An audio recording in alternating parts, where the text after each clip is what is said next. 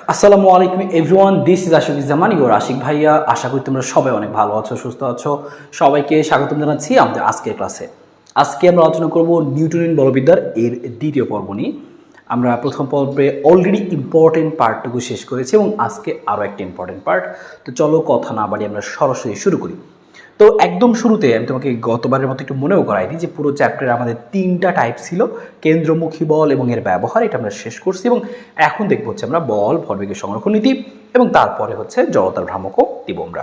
তো চলো আমরা সরাসরি শুরু করি। টাইপ টুতে আমাদের আছে বল এবং ভরবেগের সংরক্ষণ নীতি, লিফট, রকেট, হাবিজাবি, এরকম অনেকগুলো টাইপ যেগুলো থেকে আমাদের পরীক্ষায় প্রশ্ন আসে মোটামুটি।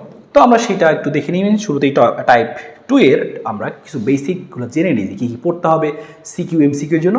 তো এইটা সম্পূর্ণ তোমাদের জন্য, যে বল কি, বলের কিছু প্রকারভেদ আছে, মৌলিক বল 4 রকমের হয়, এগুলো আমাদের পরীক্ষাতে এমসিকিউতে আসে। তো এই পার্টটা আমাদের কিন্তু একটু দেখতে হবে। হ্যাঁ, এই পার্ট থেকে তোমরা একটু পড়ে দিবা নিজেরা, যেন তোমরা এখান থেকে এমসিকিউগুলো আসলে করতে পারো। তো এই পার্টটা আমি এই জন্যই রাখছি, যেন তোমাদেরকে আমি বলতে পারি যে ভাইয়া তোমরা এখান থেকে এমসিকিউ এর জন্য একটু পড়ে ফেলবা। হ্যাঁ, এই যে এই চার্টটা বিশেষ করে একটু তোমাকে পড়ে ফেলতে হবে। পরীক্ষায় এরকম আসবে যে সবচেয়ে দুর্বল বল কোনটা, মহাকর্ষ বল। মহাকর্ষ বল কোথায় কাজ করে, মহাকর্ষ বলের পাল্লা কত, মহাকর্ষ বল কোন কণা বিনিময় করে। তাহলে এই যে প্রত্যেকটা ইনফরমেশন তোমাকে একটু কষ্ট করে মনে রাখতে হবে এমসিকিউর জন্য। তাহলে এখানে শুরুতে যেহেতু বল চ্যাপ্টার, বলের হচ্ছে আমরা জানি বল কি, যেটা প্রয়োগ করলে কোনো বস্তু গতিশীল হয় বা হওয়ার চেষ্টা করে, বা গতিশীল বস্তুর গতির পরিবর্তন হয় বা হওয়ার চেষ্টা করে। তো সেই জিনিসটাকে আমরা বলি কি, যে বল, তাই না? তো এই বল কিন্তু 4 রকমের আছে, মৌলিক বল, মহাকর্ষ বল, তড়িৎচুম্বক বল, সবল নিউক্লিয় বল, দুর্বল নিউক্লিয় বল। এই বৈশিষ্ট্যগুলো মাস্ট। আশা করি ক্লিয়ার, এখান থেকে আমি কিছু বলবো না। আমরা সরাসরি চলে যাই ঘাত বল এবং বলের ঘাত এই টপিকটার মধ্যে। তো ঘাত বল জিনিসটা কি? যখন আমরা বৃহৎ মানের একটা বল কোনো বস্তুর উপরে খুবই অল্প সময় জুড়ে আমরা প্রয়োগ করি, তখন সেটাকে বলা হয় ঘাত বল। যেমন তুমি যখন একটু চিন্তা করো, যে কোনো সংঘর্ষ বা যে কোনো, তুমি চিন্তা করো যে ক্রিকেট ব্যাট দিয়ে তুমি বলকে আঘাত করলা, তো এবার ঘটনা কী ঘটবে, যে তুমি অনেক জোরে আঘাত করলা, বল অনেক বেশি দিলা, কিন্তু ওই যে তোমার বলটা আসলো ক্রিকেট বল, ওই বলটার উপর যখন আঘাত করলা, এটা কিন্তু তুমি বল প্রয়োগ করছো অল্প সময় জুড়ে, একদম ঠাস করে কিন্তু জিনিসটা ঘটে যায়। তো এটাকে আমরা বলতেছি, যখন বৃহৎ মানের বল অল্প সময় জুড়ে ক্রিয়া করে, তখন সেটাকে ঘাত বল বলে। আরেকটা জিনিস আছে বলের ঘাত, সেটা আলাদা জিনিস। বলের ঘাতকে আমরা বেসিক্যালি প্রকাশ করি হচ্ছে জে দ্বারা। হ্যাঁ, বলের ঘাত হচ্ছে জে। আর এই যেটাকে আমরা কি বলতাম, বলের ঘাত। আমি লিখে দিচ্ছি কথাটুকু, যে বলের ঘাত, এখান থেকে যতটুকু জিনিস লিখে দিচ্ছি এতটুকু আমাদের এমসিকিউতে আসে এবং সিকিউ এর মধ্যে মাঝে মাঝে কাজে লাগতে পারে। হ্যাঁ, তো বলের ঘাতটা আমরা লিখে ফেলছি, বলের ঘাতকে আমরা যে দ্বারা প্রকাশ করি। এই বলের ঘাত সমান আমাদের প্রথম সূত্র ছিল হচ্ছে এরকম, যে বলের ঘাত ছিল বল এবং সময়ের যে গুণফল, এটা কি বলতাম আমরা, বলের ঘাত। বল এবং সময়ের গুণফলকে আমরা বলতাম বলের ঘাত। এবং তাছাড়াও এখান থেকে আরও জিনিস লিখতে পারতাম আমরা, যে বলের ঘাত যে সমান সমান এফ ইন্টু টি। আরও লেখা যাইতো বলের ঘাত যে ইকুয়াল টু, আমরা এইভাবে লিখতে পারতাম যে ভরবেগের পরিবর্তন এম ভি মাইনাস ইউ। এটা দিয়ে পরীক্ষায় বিভিন্ন রকম প্রশ্ন আসতে পারে, সিকিউ এমসিকিউ আমরা যেন করতে পারি। সবগুলো টপিক, সবগুলো সূত্র আমরা নখদর্পণে রাখবো, সেটা সহজ হোক কঠিন হোক সবই মনে রাখতে হবে। তো বলের ঘাত এফ ইন্টু টি। আর একটা বলের ঘাত কি, ভর বেগের পরিবর্তন। বলের ঘাত সমান ভর ইন্টু বেগের পরিবর্তন। তাহলে এভাবেও লেখা যায় যে বলের ঘাত সমান সমান হচ্ছে কি, ভর বেগের পরিবর্তন। তাহলে মনে রাখবো আমরা যে বলের ঘাত সমান এফ ইন্টু টি, বলের ঘাত সমান সমান এম ভি মাইনাস ইউ। গেল এই জিনিসটা। এবং এইটুকু কথা আমি বাংলা দিয়ে একটু লিখে রাখতে চাই, কারণ পরীক্ষা জিনিসটুকু কাজে লাগবে, যে বলের ঘাত যেই কথা আর ভরবেগের পরিবর্তনও একই কথা। তাহলে কথাটুকু খাতায় লিখে রাখো সুন্দর করে, যে বলের ঘাত ইকুয়াল টু হচ্ছে কি, যে ভরবেগের পরিবর্তন। বলের ঘাতটা কি, ভরবেগের পরিবর্তনের সমান ভরবেগের পরিবর্তন। বলের ঘাত সমান সমান ভরবেগের পরিবর্তন। তো এইটা দিয়ে কীরকম প্রশ্ন আসতে পারে এক্সাম্পল দেখাবো, সমস্যা নেই। তো বলের ঘাত সমান সমান ভরবেগের পরিবর্তন, যে সমান এফ ইন্টু টি লেখা যায়, অথবা যে সমান এম ভি মাইনাস ইউ লেখা যায়। একটা কথা মাথায় রাখতে হবে, বেগ কিন্তু ভেক্টর রাশি, তার মানে কোন দিকে গতিশীল হচ্ছে, কোন দিক থেকে বেগ, সেগুলো একটু নজরে রাখতে হবে। যদি এরকম হয় যে দুইটা বস্তু একই দিকে গতিশীল, তো দুটোই পজিটিভ। কিন্তু এমন যদি হয় একটা 10 মিটার পার সেকেন্ড বেগে গেল আর একটা 5 মিটার পার সেকেন্ড বেগে আসলো, একটাকে প্লাস ধরলে অন্যটা কিন্তু মাইনাস, এটা আমরা সবাই জানি, একটু মাথায়ও রাখবো আমরা একটু। ঠিক আছে, এটা সহজ কথা, বলের ঘাত ভরবেগের পরিবর্তন। আর এটার একক কি, এই বলের ঘাতের এককটা লিখে রাখতে পারি আমরা, যে বলের ঘাতের এককটা হচ্ছে কি, যেহেতু ভরবেগের পরিবর্তনের একক, তাহলে ভরবেগের একক কি, যে কেজি মিটার পার সেকেন্ড। হ্যাঁ, তো এইভাবে তুমি করে ছোটো করে একটু মনে রাখতে পারো, জিনিসগুলো কাজে লাগবে। হ্যাঁ, তো যাই হোক, এটা আমাদের ছোটো একটা জিনিস ছিল।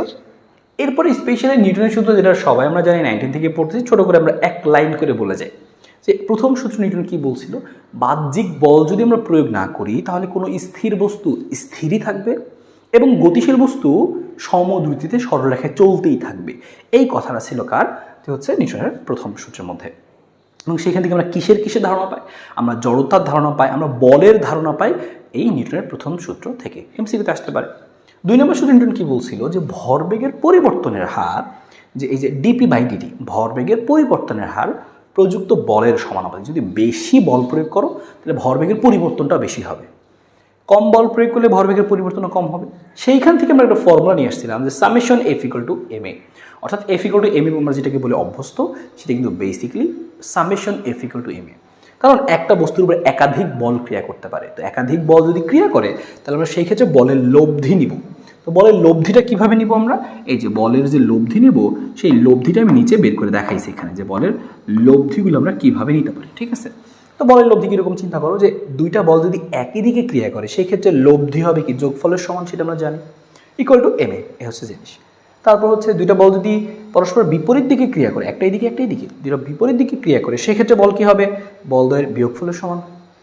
যদি দুইটা বল এরকম অ্যাঙ্গেলে ক্রিয়া করে, একটা বল এভাবে দিলাম আর একটা বল কোনাকুনিভাবে দিলাম একই সাথে, তখন সেই ক্ষেত্রে লব্ধিটা কি হবে, যে f1 স্কোয়ার যোগ f2 স্কোয়ার যোগ 2f1 f2 cos আলফা। এই হচ্ছে আমাদের জিনিস। ঠিক আছে, একই দিকে ক্রিয়া করলে যোগফল, বিপরীত দিকে ক্রিয়া করলে বিয়োগফল, আর এরকম অ্যাঙ্গেলে ক্রিয়া করলে লব্ধির যে সূত্র f1 square f2 square 2f1 f2 cos alpha, সেই সূত্রগুলো আমরা ইউজ করবো। এটা খুবই সহজ জিনিস, সিম্পল জিনিস, আমরা মনে রাখবো। তাহলে এইটুকু কথা মাথায় রাখো, সামেশন F = ma। সামেশন মানে লব্ধি বল, যতগুলো বল কাজ করবে তার লব্ধিটা তোমাকে নিতে হবে। তৃতীয় সূত্রের মধ্যে আমরা কি পড়ে আসছিলাম, যে প্রত্যেকটা ক্রিয়ারই একটা সমান ও বিপরীত প্রতিক্রিয়া আছে। তো তুমি ক্রিয়া করলে একটা, এইটা একে আঘাত করলো, তাহলে সে প্রতিক্রিয়াও পাবে। তো এই যে এই প্রতিক্রিয়া বল অনুসরণ থেকে বের করতে বলতে পারে অঙ্কের মধ্যে, সেটা আমি করে দেখাবো। আমরা সৃজনশীলের মধ্যে 1 শট কোশ্চেন সেটা রাখছি। ঠিক আছে, তো সেটা মনে রাখতে পারি আমরা, যে ক্রিয়া আর প্রতিক্রিয়াটা সমান হবে কিন্তু বিপরীতমুখী হবে। এটা আমাদের খুবই বেসিক, 9 10-এ পড়া, আমরা জাস্ট একবার চোখ বুলাইলাম। এখানে স্পেশাল দুটো সুন্দর টাইপ আছে, একটা হচ্ছে লিফট এবং একটা রকেট। পরীক্ষাতে এত বেশি আসে না, কিন্তু মাঝে মাঝে আবার ঠাস ঠাস চলে আসে। এই জন্য তোমাকে একটু মনে রাখতে হবে যে কখন কোন টাইপে কোন ফর্মুলা আমরা ইউজ করি। তো লিফট যদি বলে সেক্ষেত্রে আমরা কি মনে রাখবো, লিফটের ক্ষেত্রে আমরা এই কয়েকটা পয়েন্ট মনে রাখবো, যে লিফট যদি সমবেগে উঠানামা করে, উপরে উঠুক বা নিচে নামুক, সেই ক্ষেত্রে লিফটের মেঝে কর্তৃক আমাদের উপর ঊর্ধ্বমুখী যে বল, আমি তো লিফটের মেঝের উপর দাঁড়ায় আছি, লিফটের মেঝে আমাকে একটা ঊর্ধ্বমুখী বল দিবে, সেই ঊর্ধ্বমুখী বলটা কত। মাঝে মাঝে এই কথা না বলে পরীক্ষাতে জিজ্ঞেস করবে, ঊর্ধ্বমুখী বল না জিজ্ঞেস করে বলবে আপাত ওজন কত। এই দুইটাকে প্রকাশ করছি আমরা আর দ্বারা, আর বড় হাতের আর। লিফটের মেঝে কর্তৃক ঊর্ধ্বমুখী বল, বা সেটা কি বলতেছি আমরা আপাত ওজন। তো সেটা কি হবে, যদি সমবেগে ওঠানামা করে, মেন কথা হচ্ছে এটা, যে লিফট সমবেগে ওঠানামা করছে, সমবেগে উপরে উঠুক নিচে নামুক যেটাই করুক, আপাত ওজন হবে mg। প্রকৃত ওজন যে mg ছিল, আপাত ওজনও mg হবে যদি লিফট সমবেগে ওঠানামা করে। তাহলে মনে রাখো। কিন্তু যদি ভাইয়া লিফট ত্বরণ নিয়ে উপরে উঠে, ত্বরণ আমরা ত্বরণ বলছি, ত্বরণ নিয়ে উপরে উঠতেছে, তাহলে সেই ক্ষেত্রে কি হবে, যদিও তুমি খালি মনে রাখবে কতটুকু, যে ত্বরণ নিয়ে উপরে উঠতেছে, লিফট ত্বরণ নিয়ে উপরে উঠছে, ত্বরণ নিয়ে উপরে উঠলে কি হবে, আর mg + a। ঠিক আছে, যে ত্বরণ নিয়ে উপরে উঠছে তাহলে হবে কি g + a, উপরে উঠলে প্লাস। ঠিক আছে, এভাবে মনে রাখবা। তাহলে আপাত ওজনটা হবে m × g + a, কার্যকরী ত্বরণটা কত, উপরে উঠলে g + a, এইভাবে মনে রাখবা। ঠিক আছে, আর যদি ত্বরণ নিয়ে নিচে নামে, এটা হচ্ছে মেন কথা, যে ত্বরণ নিয়ে নিচে নামছে, তাহলে সেই ক্ষেত্রে সূত্র হচ্ছে mg - a। মান বসাই দিব, a মানে ত্বরণ, g মানে অভিকর্ষ ত্বরণ, m মানে ভর, আপাত ওজন বা লিফটের মেঝে কর্তৃক ঊর্ধ্বমুখী বলটা পেয়ে যাবে। আর আরেকটা জিনিস দেওয়া, যে বিনা বাধায় যদি পড়তে থাকে, মানে লিফটটা মনে করো ছেড়ে গেল, লিফটটা উপরে উঠতেছিল বা নিচে নামতেছিল, লিফটটা নিচে নামতেছিল, হ্যাঁ লিফট নিচে নামতেছিল, ঠাস করে ছেড়ে গেল, তাই কি বিনা বাধায় পড়বে। এখন এই ক্ষেত্রে আপাত ওজন কত হবে, অ্যান্সার হচ্ছে এখন এই ক্ষেত্রে আপাত ওজন হবে 0। কেন 0 হবে, ওজনহীনতা তুমি অনুভব করবা। কারণ লিফট যখন বিনা বাধায় পড়তেছে তখন ত্বরণের মানটা কি হয়ে যাবে, বিনা বাধায় পড়তে থাকলে কি হবে, এই ত্বরণটা কার সমান, এই ত্বরণটা অভিকর্ষ ত্বরণের সমান। যেহেতু ত্বরণটা অভিকর্ষ ত্বরণের সমান, তাহলে সেই ক্ষেত্রে আমি কি লিখবো, আর কি লিখবো, যে mg - a ছিল সূত্র, নিচে নামলে পড়তে থাকলে -a, আর এর মান তো g, এবার তো g - g করলে আলটিমেটলি কি আসবে, 0 আসবে। এবং এই ঘটনাটাকে আমরা কি বলি, যে ওজনহীনতা বলি আমরা। হ্যাঁ, তো ছোটো করে একটু মনে রাখতে পারো, এটাকে আমরা বলি ওজনহীনতা। ঠিক আছে, ওয়েটলেসনেস, এটা একটা ব্যাপার, এটা মনে রাখতে পারো যে ঘটনা ঘটতে পারে। আরেকটা জিনিস ঘটতে পারে, তোমাকে বললো লিফট মন্দনে উপরে উঠতেছে, মন্দনে নিচে নামতেছে, মন্দন দিতে পারে। তো যখনই মন্দন আসবে কথাটা, তোমার তেমন কোনো কাজ না, আমি জাস্ট এতটুকু কথা লিখে দিচ্ছি। যদি কখনো এরকম তোমাকে বলে যে লিফট মন্দনে, হ্যাঁ বললো কি লিফট মন্দনে নিচে নামতেছে, মন্দনে নিচে নামে। এই মন্দন না দিয়ে আমি সরাসরি একটা ভ্যালু দিয়ে দিই, হ্যাঁ, সরাসরি তোমাকে মান দিয়ে একটা অঙ্ক করে দিই। বললাম যে 2 মিটার পার সেকেন্ড স্কোয়ার মন্দনে নিচে নামে। তো প্রথম কথা তুমি বুঝছো কি জিনিসটা নিচে নামে, এটা তোমার মেন কথা। তুমি কি শিখছিলা? নিচে নামলে সূত্র হয় এরকম হয় যে R equal to M G minus A, তাই না? জি মাইনাস এ, এটা সূত্র ছিল। ওকে, ভালো কথা। কিন্তু মন্দন মানে কি? ত্বরণের মধ্যেই মাইনাস। তো ত্বরণের মান, মন্দনের মানটা হচ্ছে 2, তার মানে এই এর জায়গায় বসাবো -2। তাহলে তুমি যে কাজটা করবা, এখানে আর থাকুক, এম সব কিছুই থাকুক, জি থাকুক, আমি এর মানটাই মাইনাস। মন্দন মানে কি? এর মানই মাইনাস। এই মন্দন মানে কি? মন্দন মানে হচ্ছে এ ইকুয়াল টু -2, তাই না? তাহলে এই কাজটাই আমরা করলাম আর কি।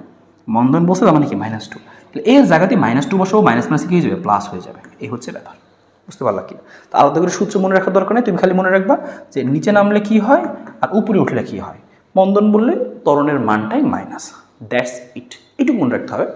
তো পরীক্ষা আসলে তুমি সুন্দর অ্যান্সার করতে পারবা। এবার তো এই কয়েকটা কথা মনে রাখো। সমবেগে উঠলে ওজন মানে যা ছিল তাই থাকে এমজি, উপরে উঠলে কি হয়? এম জি প্লাস এ বেশি মনে হয়, আর নিচে নামলে কি হয়? যে জি মাইনাস এ হয়, ওজনটা হ্রাস পাইতে থাকে এবং বিনা বাধায় যদি পড়তে থাকে, লিফটে যদি ছিঁড়ে যায়, তখন সেক্ষেত্রে তোমার ওজনহীনতা অনুভব হবে। এমসিকিউতে আসতে পারে, সিকিউতে আসতে পারে। একইভাবে আমাদের এটার পরে আরও আছে কি, যে রকেটের আমাদের ছোটো একটা টাইপ ছিল, রকেট থেকে কি কি প্রশ্ন আসে সেইটা আমরা দেখে ফেলবো। তো রকেটের উপর প্রযুক্ত ঊর্ধ্বমুখী ধাক্কা। তো রকেটটা আছে, মনে করো রকেট তো ফার্স্ট এরকম লিফট করবে, তাই না? উপরের দিকে উঠবে। তো শুরুতে ওঠার জন্য রকেট কিন্তু একটা ধাক্কা দিতে হয়, একটা বল দিতে হয়। তো এই ঊর্ধ্বমুখী যে ধাক্কাটা যাত্রার শুরুতে, সেই ধাক্কাটা কত বল প্রয়োগ করে লিফট ওঠা শুরু করবে। তো সেইটা বের করবো কীভাবে আমরা? রকেটের প্রযুক্ত ঊর্ধ্বমুখী ধাক্কা বা বল হচ্ছে F equal to dm/dt into VR. এবার কোনটা মানে কি? এফ মানে তো বল, ভিআর মানে কি? নির্গত গ্যাসের বেগ। আমি লিখে দিচ্ছি একটু এই কথাটা, যে এই ভিআর মানেটা কি? এই ভিআর মানেটা হচ্ছে, আমি হচ্ছে যে কোনো এই নিচে লিখে দিই এখানে জিনিসটা, হ্যাঁ, যে এই ভিআর মানেটা হচ্ছে কি?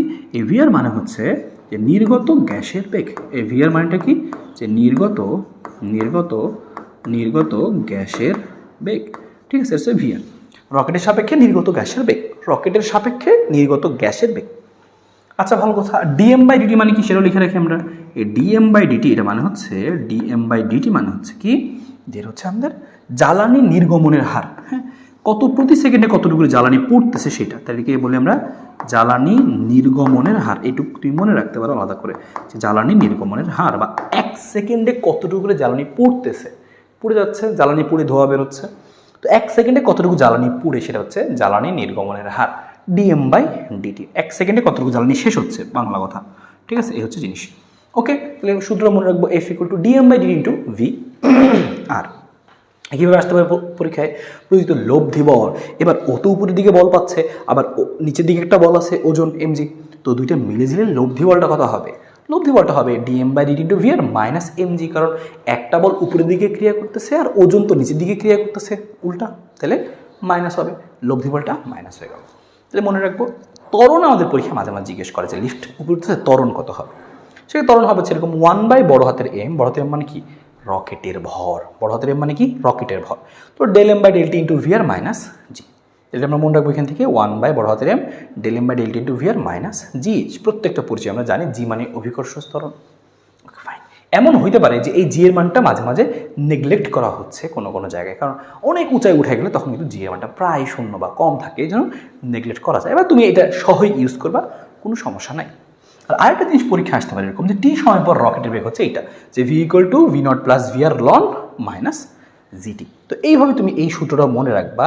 তোমাকে পরীক্ষায় বলতে পারে যে 10 সেকেন্ড পর রকেটের বেগ কত, 20 সেকেন্ড পর বা 10 মিনিট পর রকেটের জ্বালানি তো আর আগের মতো থাকবে না, রকেটের জ্বালানি তো কমে যাচ্ছে, তো সেই মুহূর্তে রকেটের বেগ কত তুমি এই সূত্রটা বের করতে পারো। V equal to V naught plus V R ln, এভাবে মানটা বসাই দিবা।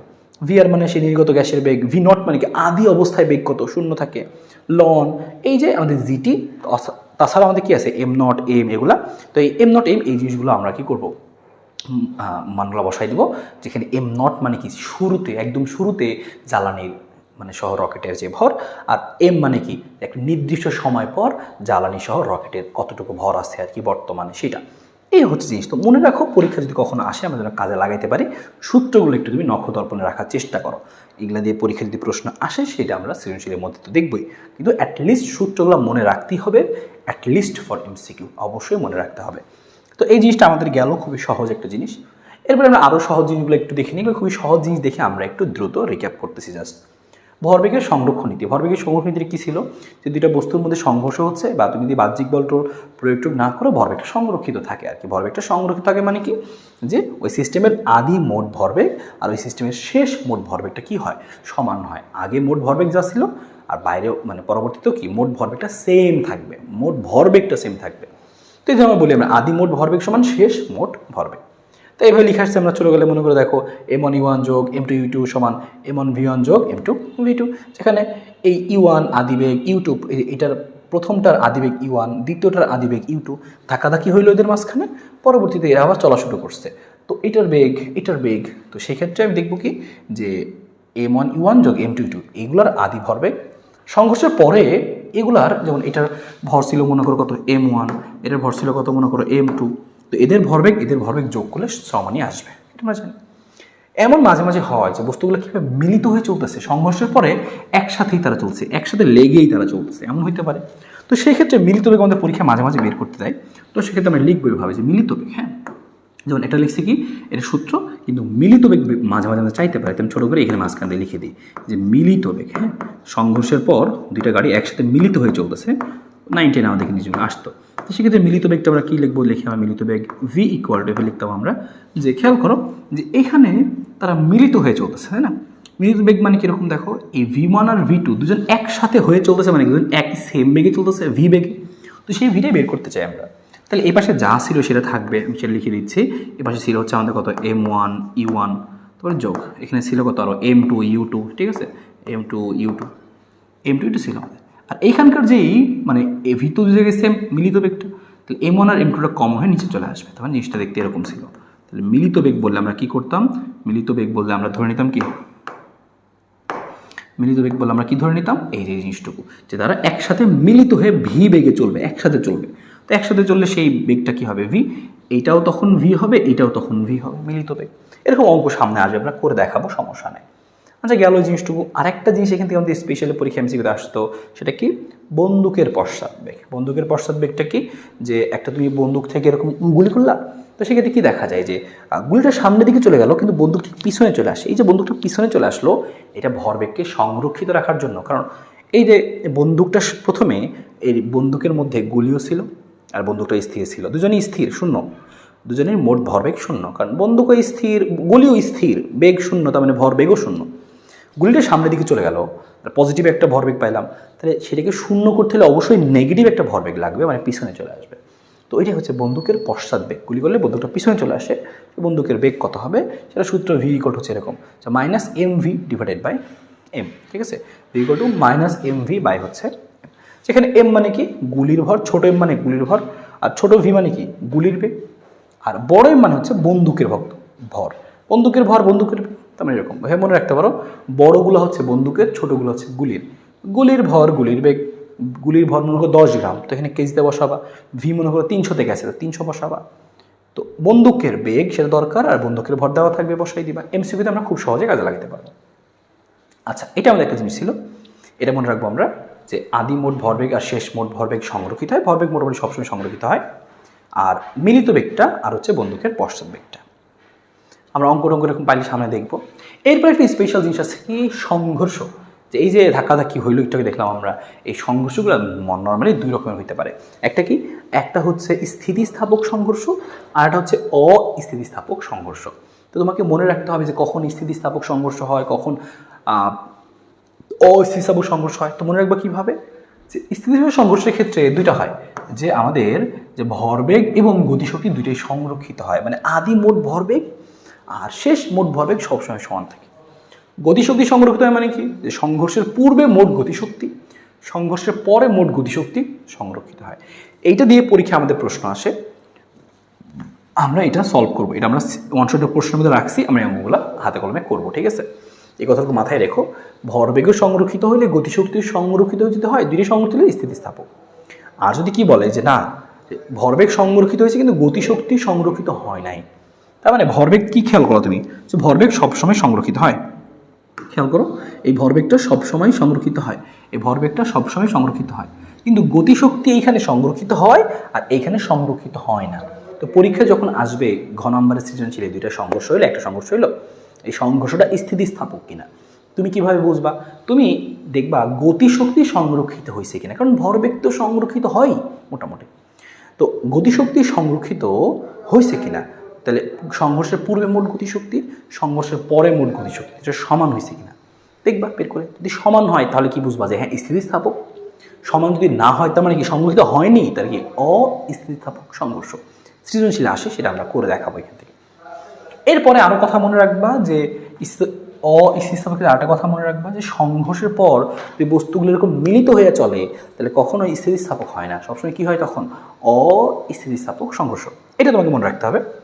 অন্যদিকে আরও একটা স্পেশাল শর্ত তুমি মনে রাখো, এই স্থিতিস্থাপক সংঘর্ষ একমাত্রিক সংঘর্ষ, স্থিতিস্থাপক একমাত্রিক সংঘর্ষের শর্ত হচ্ছে দেখো এই আদি বেগদ্বয়ের যেই অন্তর আর শেষ বেগদ্বয়ের যে অন্তর সেটা সমান হয়। যদি সমান হয় কখনো দুটো সংঘর্ষ হয়েছে যেখানে আদি বেগগুলার যেই অন্তর বা বিয়োগফল আর শেষ বেগগুলার যে বিয়োগফল সেটি সমান হয়, তাহলে বুঝবো যে হ্যাঁ নির্ঘাত এখানে স্থিতিস্থাপক সংঘর্ষ হবে। শর্তটা মনে রাখো। আর আমরা যেটা জানতে চাই, মনে করো এই যে গাড়িগুলো যেরকম সংঘর্ষ করছিল, সংঘর্ষগুলো আলাদা আলাদা হয়ে চললো, এই সংঘর্ষগুলো আলাদা আলাদা হয়ে চলার পরে সেই ক্ষেত্রে বস্তুগুলোর বেগ কী হবে, সেই ক্ষেত্রে বস্তুগুলোর শেষ বেগ কি বের করতে চাই। তাই হয়তো তোমাকে একটু কষ্ট করে মনে রাখতে সেগুলো বড় আছে যে m1 প্লাস m2 v1 প্রথমটার বের করতে হচ্ছে m1 প্লাস m2, উপরে বসবে কি m1 মাইনাস m2 সাথে e1, একইভাবে নিচে m1 প্লাস m2 থাকেই, আর উপরে বসবে এখানে 2m2 u2, এখানে বসছিল e1, এখানে হচ্ছে u2। v2 খেয়াল করো একটু উল্টা, এখানে ছিল m1 মাইনাস m2, এখানে হবে m2 মাইনাস m1, এতটুকু পার্থক্য। আর এখানে ছিল e1, এবার কি হবে u2, আর নিচে m1 plus m2 m1 plus m2 থাকবেই। আগের বার উপরে হয়েছিল 2m2 u2, এবার হবে 2m1 u1। তো আশা করি এই জিনিসটুকু বুঝতে পারছো। একটু কষ্ট করে তোমাকে এই সূত্র দুইটা মনে রাখতে হবে, পরীক্ষা মাঝামাঝি চলে আসতে পারে, তখন যেন আমরা সলভ করতে পারি, তোমার কাছে যেন অচেনা না লাগে। ভালো কথা, আমরা স্পেশালি এখন দেখবো যে আমাদের ঘর্ষণের যে অঙ্কগুলো আছে, টপিকগুলো আছে সেটা, এবং যা আমাদের এখান থেকে সিকিউতে বেশ কাজে লাগবে এই জিনিসগুলো আমাদের। হ্যাঁ, তো চলো আমরা ঘর্ষণের ব্যাপারগুলো একটু আইডেন্টিফাই করি যে কোনটা দ্বারা কী বোঝায়। অঙ্ক দেখবো আমরা, তারপরে আমরা ওয়ান শট কোশ্চেনও দেখবো। তো ঘর্ষণের ব্যাপারটা হচ্ছে এরকম যে ফর এক্সাম্পল যে একটা তলের উপর তুমি একটা বস্তু রাখছো, যাকে তুমি এ বল প্রয়োগ করে টানতেছো, এবং আমাদের যেটা ঘটে যে তলগুলো মসৃণ হয় না সবসময়, তলগুলো একটু অমসৃণ থাকার কারণে আমি এটাকে এখান থেকে সরাই ওইদিকে নিয়ে যাচ্ছি, আর ও বিপরীত দিকে একটা বাধা বল অনুভব করতেছে। ওই বিপরীত দিকের ওই বাধা বলটাকে আমরা কি বলি, বিপরীত দিকের বাধা বলটাকে আমরা হচ্ছে ঘর্ষণ বল আমরা বলি। হ্যাঁ, ঘর্ষণ। এবার এই ঘর্ষণ বলটা কতটুকু বেশি হবে নাকি কম হবে সেটা কিসের উপর নির্ভর করে? এই ঘর্ষণ বলটা এই অভিলম্বিক প্রতিক্রিয়া বলের সমানুপাতিক। যদি অভিলম্বিক প্রতিক্রিয়া বল বেশি হয়, ঘর্ষণ বলও বেশি হবে। এবং এই সমানুপাতিক চিহ্নটা উঠাই দিলে একটা সমানুপাতিক ধ্রুবক পাই, যাকে বলতেছি আমরা মিউ। সূত্র হয় F = মিউ আর, যেখানে F মানে ঘর্ষণ বল, এই F মানে কি, এখানে ছোটদের F মানে কি, ছোটদের F মানে হচ্ছে আমাদের সেই ঘর্ষণ বল। লিখতেছি আমি, এটা হচ্ছে আমাদের সেই ঘর্ষণ বল আর কি। হ্যাঁ, এটা হচ্ছে কি ঘর্ষণ বল, ঘর্ষণ বল। তো ঘর্ষণ বল F = কি হবে মিউ আর, F = মিউ আর। আর F = মিউ আর যদি হয়, F মানে সেই ঘর্ষণ বল, মিউ মানে কি, মিউ মানে হচ্ছে সেই ঘর্ষণ সহগ বা ঘর্ষণ গুণাঙ্ক। খেয়াল করো এই মিউ এর পরিচয়টা কি, খেয়াল করো এই মিউ এর পরিচয়টা হচ্ছে আমাদের, এই যে খেয়াল করো এই মিউর পরিচয়টা, যে মিউ হচ্ছে আমাদের কি ঘর্ষণ সহগ বা ঘর্ষণ গুণাঙ্ক। এবং এটাতে আমি কি বুঝতে পারবো, ঘর্ষণ সহগের মান দেওয়া থাকবে মনে করো 2.3 বা 0.25 0.1, এটা কি বুঝবো আমি? তো যার ঘর্ষণ গুণাঙ্ক যত বেশি সেইখানে সেই তলটা তত বেশি অমসৃণ। ঘর্ষণ গুণাঙ্ক বেশি মানে কি, যে তোমার যাইতে কষ্ট হবে, ঘর্ষণ বেশি হবে। ঘর্ষণ গুণাঙ্ক বেশি মানে কি, ঘর্ষণ বেশি, সহজ বাংলা কথা।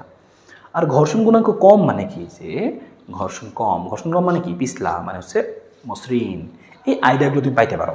হ্যাঁ, এবং এটা দুই রকমের হয়, একটা হচ্ছে কি খেয়াল করো, একটা হচ্ছে মিউ এস, একটা মিউ কে। মিউ এস হচ্ছে স্থিতি ঘর্ষণ গুণাঙ্ক। এই মিউ এসটা কি আমাদের লিখে রাখতে পারি আমরা চাইলে, এই মিউ এসটা কি, এটা হচ্ছে আমাদের কি স্থিতি ঘর্ষণ গুণাঙ্ক। এটাকে বলি আমরা স্থিতি ঘর্ষণ গুণাঙ্ক, স্থিতি ঘর্ষণ গুণাঙ্ক। ঠিক আছে, এটা হচ্ছে আমাদের স্থিতি ঘর্ষণ গুণাঙ্ক। আর মিউকে মানে কি, গতীয় ঘর্ষণ গুণাঙ্ক মানে মিউকে। আচ্ছা, ভালো কথা। তো আমরা এখান থেকে দেখলাম যে ঘর্ষণ বল সমান লেখা যাবে F = মিউ আর। যদি আমি স্থিতি ঘর্ষণ বল লিখতে চাই তাহলে লিখবো হচ্ছে কি মিউ এস ইন্টু আর। যদি গতীয় ঘর্ষণ বল লিখতে চাই তাহলে লিখবো কি মিউ কে ইন্টু আর। তাহলে স্থিতি নিয়ে কাজ করলে হচ্ছে মিউ এস, আর গতি নিয়ে কাজ করলে হবে কি মিউ কে বা এফ কে, অর্থাৎ যখন ত্বরণ থাকবে গতিশীল হবে তখন সেক্ষেত্রে হবে কি এফ কে বা মিউ কে। ঠিক আছে, আচ্ছা গেল, এই জিনিসটুকু একটু মনে রাখতে হবে। তো একটা ইনফরমেশন আমরা পাইলাম আপাতত যে একটা বস্তুকে আমি তলের উপর দিয়ে নিয়ে যাচ্ছে, বিপরীত দিকে একটা ঘর্ষণ বল কাজ করছে, সেই ঘর্ষণ বল হবে এফ ইকুয়াল টু মিউ আর, সেটা হইতে পারে মিউ এস ইন্টু আর, হইতে পারে মিউ কে ইন্টু আর। মিউ এস স্থিতি ক্ষেত্রে বা যখন প্রায় চলার উপক্রম হচ্ছে মানে গতিশীল হবে ওই মুহূর্তে, আর এই মিউকে কোনটা যখন হচ্ছে গতিশীল হয়েছে ত্বরণে চলতেছে অলরেডি, তখন সেই ক্ষেত্রে এই ঘর্ষণ গুণাঙ্কটাকে বলবো মিউকে এবং বলটাকে বলবো এফ কে। আচ্ছা সমস্যা নেই, গেল। আরেকটা জিনিস আছে আমাদের ঘর্ষণ কোণ, সেটা আবার কি মিউ সমান সমান ট্যান থিটা, অর্থাৎ যে আমাদের যে এই যে কী ছিল জানি আমাদের যে ঘর্ষণ গুণাঙ্ক, এই ঘর্ষণ গুণাঙ্ক কী হবে যে ঘর্ষণ কোণের ট্যানজেন্টের সমান। এটাকে আমরা না বলে বলতে পারি অন্যভাবে যে হচ্ছে কি যে স্থিতি কোণ বা নিশ্চল কোণ। হ্যাঁ, ঘর্ষণ কোণকে আমরা অন্যভাবে বলতে পারি নিশ্চল কোণ বা স্থিতি কোণও সেমভাবেই হয়। এইটুকু মনে রাখো, তো দুটো সূত্র পাইছো, এফ ইকুয়াল টু মিউ আর, আর আর মানে কি অভিলম্বিক প্রতিক্রিয়া বল, আর এই আরটা সবসময় কি হয় তলের সাথে লম্ব হয়। তো তলটা এরকম, তাহলে একটা বস্তু হিসেবে রাখছো, তাহলে এটার আর কোন দিকে হবে অবশ্যই তলের সাথে লম্ব। এবার তলটা মনে করো এরকম একটু কাত করা, তাহলে এবার কিন্তু আর এরকম হবে না, তলের সাথে লম্ব হবে, তল যেদিকে তার সাথে লম্ব, সহজ বাংলা কথা। আর সবসময় হয় তলের সাথে লম্ব। তো আর মানে কি, আর কখন কি হয় সেটা আমরা পরে এখনই বের করে দেখবো। তাহলে এই পেজে আপাতত ফর্মুলা পাইছি আমরা ঘর্ষণ বল এফ ইকুয়াল টু মিউ আর অথবা মিউ সমান সমান ট্যান থিটা, দুইটা জিনিস পাইছি। থিটা মানে ঘর্ষণ কোণ বা নিশ্চল কোণও বলতে পারি আমরা। গেল এটা স্থিতি ঘর্ষণ এবং গতীয় ঘর্ষণটা গেল। আমরা কয়েকটা কেস দেখি যেখানে আমাদের কী কী ঘটনা ঘটে। হ্যাঁ, এতে কীভাবে অঙ্কগুলো লিখতে হয়, কীভাবে আমরা সূত্রগুলো লিখতে হয় সেটা দেখি। কেস ওয়ান, যে কী ঘটনা ঘটছে, একটা তল আছে, তলের উপরে একটা বস্তু রাখছি, যেই বস্তুটাকে আমি এই বস্তুটার ভর মনে করে এম ভরের একটা বস্তুকে আমি রাখছি এখানে, যে বস্তুটার ভর হচ্ছে মনে করে এম ভরের একটা বস্তু। তো আমি এম পরিমাণ বল প্রয়োগ করছি, যদি এফ পরিমাণ বল আমি এই দিকে প্রয়োগ করি, তাহলে ঠিক তার বিপরীত দিকে কী হয় বলতো, এইদিকে যদি এফ পরিমাণ বল প্রয়োগ করি তাহলে ঠিক তার বিপরীত দিকে একটা ঘর্ষণ বল কাজ করবে, তাহলে একটা ঘর্ষণ বল কাজ করবে। এদিকে বল প্রয়োগ করলাম, বিপরীত দিকে একটা ঘর্ষণ বল কাজ করলো। ভালো কথা, এদিকে বল দিলাম, এদিকে বিপরীত দিকে ঘর্ষণ বল হইলো। এবার কি বলছিলাম যে আমাদের যে প্রতিক্রিয়া বল সেটা সবসময় কী হয়, প্রতিক্রিয়া বল অভিলম্বিক প্রতিক্রিয়া বল আর সবসময় কী হয় তলের সাথে লম্ব। তল বড় একটা লম্ব টানলাম আমি, তার মানে এই বরাবর একটা প্রতিক্রিয়া বল কাজ করতেছে। আরেকটা কথা মনে রাখবা, ওজন সবসময় নিচের দিকে কাজ করে। এই ওজন, এই বস্তুর যে ওজন এমজি সবসময় কোন দিকে কাজ করবে, খাড়া নিচের দিকে। ওজন সবসময় খাড়া নিচের দিকে কাজ করে। ঠিক আছে, ওজন সবসময় কোন দিকে কাজ করবে, খাড়া নিচের দিকে। তাহলে এই দিক হচ্ছে ওজন কাজ করতেছে। ভালো কথা। এখন এদিকে কী লিখতে পারবো আমরা, এখান থেকে কী লেখা যায়, আসলে একটু প্যাটার্নটা শিখে কীভাবে লিখতে হয়। প্রথম জিনিস তুমি খেয়াল করো যে এখানে দুইটা বল কাজ করছে, আমি একটা বল দিচ্ছি, এটা ঘর্ষণ বলও কাজে লাগতেছে। তো ধরলাম মনে করো যে গতীয় ঘর্ষণ বল, হ্যাঁ এটা মুভিং অলরেডি চলতেছে। তো সেই ক্ষেত্রে আমি কি করব, কি লিখতে পারি এখানে খেয়াল করো, যে আমরা কি জানতাম, আমরা জানতাম হচ্ছে সামেশন এফ ইকুয়াল টু কি এন এ, এটা আমরা জানতাম। দুইটা বল কাজ করছে, একটা আমি প্রয়োগ করছি প্রযুক্ত বল, একটা ঘর্ষণ বল। তাহলে সেক্ষেত্রে লিখলাম আমি যে এফ, যেহেতু দুইটা পরস্পর বিপরীত দিকে, তাহলে আমি সামেশনটা লিখবো কীভাবে, এফ মাইনাস এফকে লিখলাম মনে করো। ঠিক আছে, লিখলাম কি এখানে যে এফ মাইনাস কি লিখলাম আমি এখানে এফকে, এফ মাইনাস এফকে। একটা আমি প্রযুক্ত বল আর দিছি, আর একটা কি ঘর্ষণ বল দিছি। সমান সমান কি, সমান সমান হচ্ছে কি হবে আমাদের এম এ, সমান সমান হবে এন এ। ভালো কথা। এবার এফকে সমান জানি কী লেখা যায় সেটাও লেখার চেষ্টা করি। আসো আমরা এখানে আমরা লেখার চেষ্টা করি যে আচ্ছা এফটা আমাদের থাকুক, আর এই এফকে এর পরিবর্তে লেখা যায় এবার কি, যে মিউকে ইন্টু আর বলছিলাম, যে মিউকে ইন্টু আর লেখা যায়, যে মিউকে ইন্টু আর লেখা যায়। তো এফকে ইন্টু আর সমান সমান কি, যে এফকে সমান লেখা যায় কি মিউকে ইন্টু আর সমান সমান এম এ। সবই বুঝলাম। আর এর মানটা পাবো কোথায়, মিউ এর মান তো দেওয়া থাকে, আর এর মান পাবো কোথায়। আর দেখো আর ঠিক বিপরীতে কি আছে, ঠিক বিপরীতে এমজি আসতে, মানে আর ইকুয়াল টু এমজি। তবে এটা সব সময় কিন্তু না, আর ইকুয়াল টু এমজি শুধুমাত্র, এটা সবসময় এটা কখন, শুধুমাত্র এই কেজে, শুধুমাত্র যদি তলটা কি হয়, শুধুমাত্র তল যদি এরকম সুন্দর হয়, স্মুথ হয়, এবং এদিকে আমি বল প্রয়োগ করছি, মানে তলের দিকে আমি বল প্রয়োগ করছি, কিন্তু মানে শুধুমাত্র কেস ওয়ানের ক্ষেত্রে, শুধুমাত্র কেস ওয়ান। এই যে এখন যেটা লিখছি আমরা, যে তলটা এরকম আছে আর আমি এদিকে বল প্রয়োগ করছি, আর তলটা এখন সমতল সমতল এবং আমি সমতলের সমান্তরালে বল প্রয়োগ করছি, অর্থাৎ কেস ওয়ান। শুধুমাত্র কেস ওয়ানের ক্ষেত্রেই কিন্তু কি হবে, শুধুমাত্র কেস ওয়ানের ক্ষেত্রেই কিন্তু আর ইকুয়াল টু এমজি। তুমি আবার সব জায়গায় আর পাইলে এমজি চোখ বন্ধ করে বসাবা না, যখন এইরকম কেস হয় তখনই শুধুমাত্র এমজি হয়। অন্য কেসে কী হয় সেটা আমরা বের করে দেখবো, সমস্যা নেই। তাহলে এখানে বসাই দিতে পারি, লিখে দেখি যে এফ মাইনাস মিউকের মতোই থাকুক, সমস্যা নাই। আর এর পরিবর্তে কী বসানো যাবে, এমজি বসানো যাবে। আর ইকুয়াল টু কত, ইকুয়াল টু হচ্ছে এম এ। শেষ। এই যে লাইনটা এখন তোমাকে যেটাই বের করতে বলুক, বল, ঘর্ষণ গুণাঙ্ক, ভর, ত্বরণ, অভিকর্ষ ত্বরণ, এমন থেকে যে কোনো একটা তোমাকে বের করতে বললে তুমি এখন আরামসে বের করতে পারবা। ঠিক আছে, এই হচ্ছে জিনিস। তোমাকে পরীক্ষা মাঝে মাঝে থেকে বলতে পারে যে ত্বরণ বের করো, তখন তুমি সেক্ষেত্রে ত্বরণ কী করবা, এই লাইনটা বের করতে পারছো মানে ত্বরণ তো পারবাই। দেখো ত্বরণটা কী করবা, তাহলে তুমি এই এম দিয়ে ভাগ করে দেবা সবাইকে, তখন তুমি লিখবা সুতরাং ত্বরণ সমান সমান এরকম লিখবা যে এফ মাইনাস, এখানে কী ছিল আমাদের, এফ মাইনাস যে মিউকে ইন্টু আর, আর এর পরিবর্তে কি লিখছি আমরা এমজি, এমজি আর এম দিয়ে ভাগ করে দিছি মানে কি নিচে এম দিয়ে ভাগ করে দিছি, শেষ। ত্বরণ যদি বের করতে বলতো, যদি বলতো যে ত্বরণ বের করো, হ্যাঁ এই ক্ষেত্রে ত্বরণটা নির্ণয় করো, তখন লিখতাম আমি যে ত্বরণ এ সমান সমান এত। এই তো এই লাইনটাকে তোমাকে আস্তে আস্তে লিখতে পারতে হবে। আরেকবার বলি যে আমি বল প্রয়োগ করছিলাম এইদিকে, ঘর্ষণ বিপরীত দিকে কাজ করতেছে, যেদিকে বল প্রয়োগ করে বস্তুকে গতিশীল করব ঘর্ষণ তার বিপরীত দিকে হবে। তো এই জন্য লিখছি কি summation F equal to M A, আর সামেশনের জায়গায় কি লিখছি আমরা বিয়োগ ফল, কারণ বিপরীত দিকে কাজ করতেছে। এম এ, এম তো ভর, এ তো ত্বরণ। এই এফ কে এর পরিবর্তে কি লেখা যায়, আমরা শিখছিলাম কি যে আমাদের এখানে এই ওই যে আমাদের যে গতি ও ঘর্ষণ বসে সময় কী লেখা যায়, যে মিউকে ইন্টু আর লেখা যায়, আর পরিবর্তে কী লেখা যায় আবার এমজি লেখা যায় এই কেজের ক্ষেত্রে। তো এইভাবে জিনিসটুকু কাজ করে, এইভাবে অঙ্কগুলো আসলে তুমি জাস্ট মানটান বসাই দিতা করতে পারতা। এটা অঙ্ক করে দেখাবো, সমস্যা নেই। আরেকটা কেস দেখি আমরা, কেস টু। কেস টু থেকে এবার আমরা কী করছি, তল কিন্তু সেই সমতলই আছে, কিন্তু আমরা বলটা সমান্তরালে দিই নাই, একটু কোনাকুনি অ্যাঙ্গেলে দিয়েছি। আমি এইভাবে অ্যাঙ্গেল করে, এই যে মনে করো বস্তুটা আছে আমি তাকে এরকম আগে এভাবে টানছিলাম, এবার কি একটা অ্যাঙ্গেল করে টানতেছি। তো অ্যাঙ্গেল করে যদি আমি এফ পরিমাণ বল প্রয়োগ করি, তাহলে সেই ক্ষেত্রে আমাদের এই জিনিসগুলো কীভাবে কী লিখবো সেটা খেয়াল করো। তো আমি অ্যাঙ্গেল করে বস্তুটাকে টানতেছি, বস্তু কিন্তু সামনের দিকে গতিশীল হচ্ছে, আর সামনের দিকে যেহেতু গতিশীল হয়েছে তার বিপরীত দিকে কী কাজ করবে, বিপরীত দিকে একটা ঘর্ষণ বল কাজ করবে। সেই ঘর্ষণ বলকে আমরা নাম দিলাম মনে করো আগের মতোই যে এফ কে, ঘর্ষণ বল। তাহলে এবার দেখো বস্তুটা সামনে যাচ্ছে কত বলের জন্য, F cos alpha, cos alpha কই থেকে আসলো, ভাই আমি টানতেছিলাম এই দিকে, বস্তু ওই দিকে যায় না, বস্তু এই দিকে অগ্রসর হয়েছে।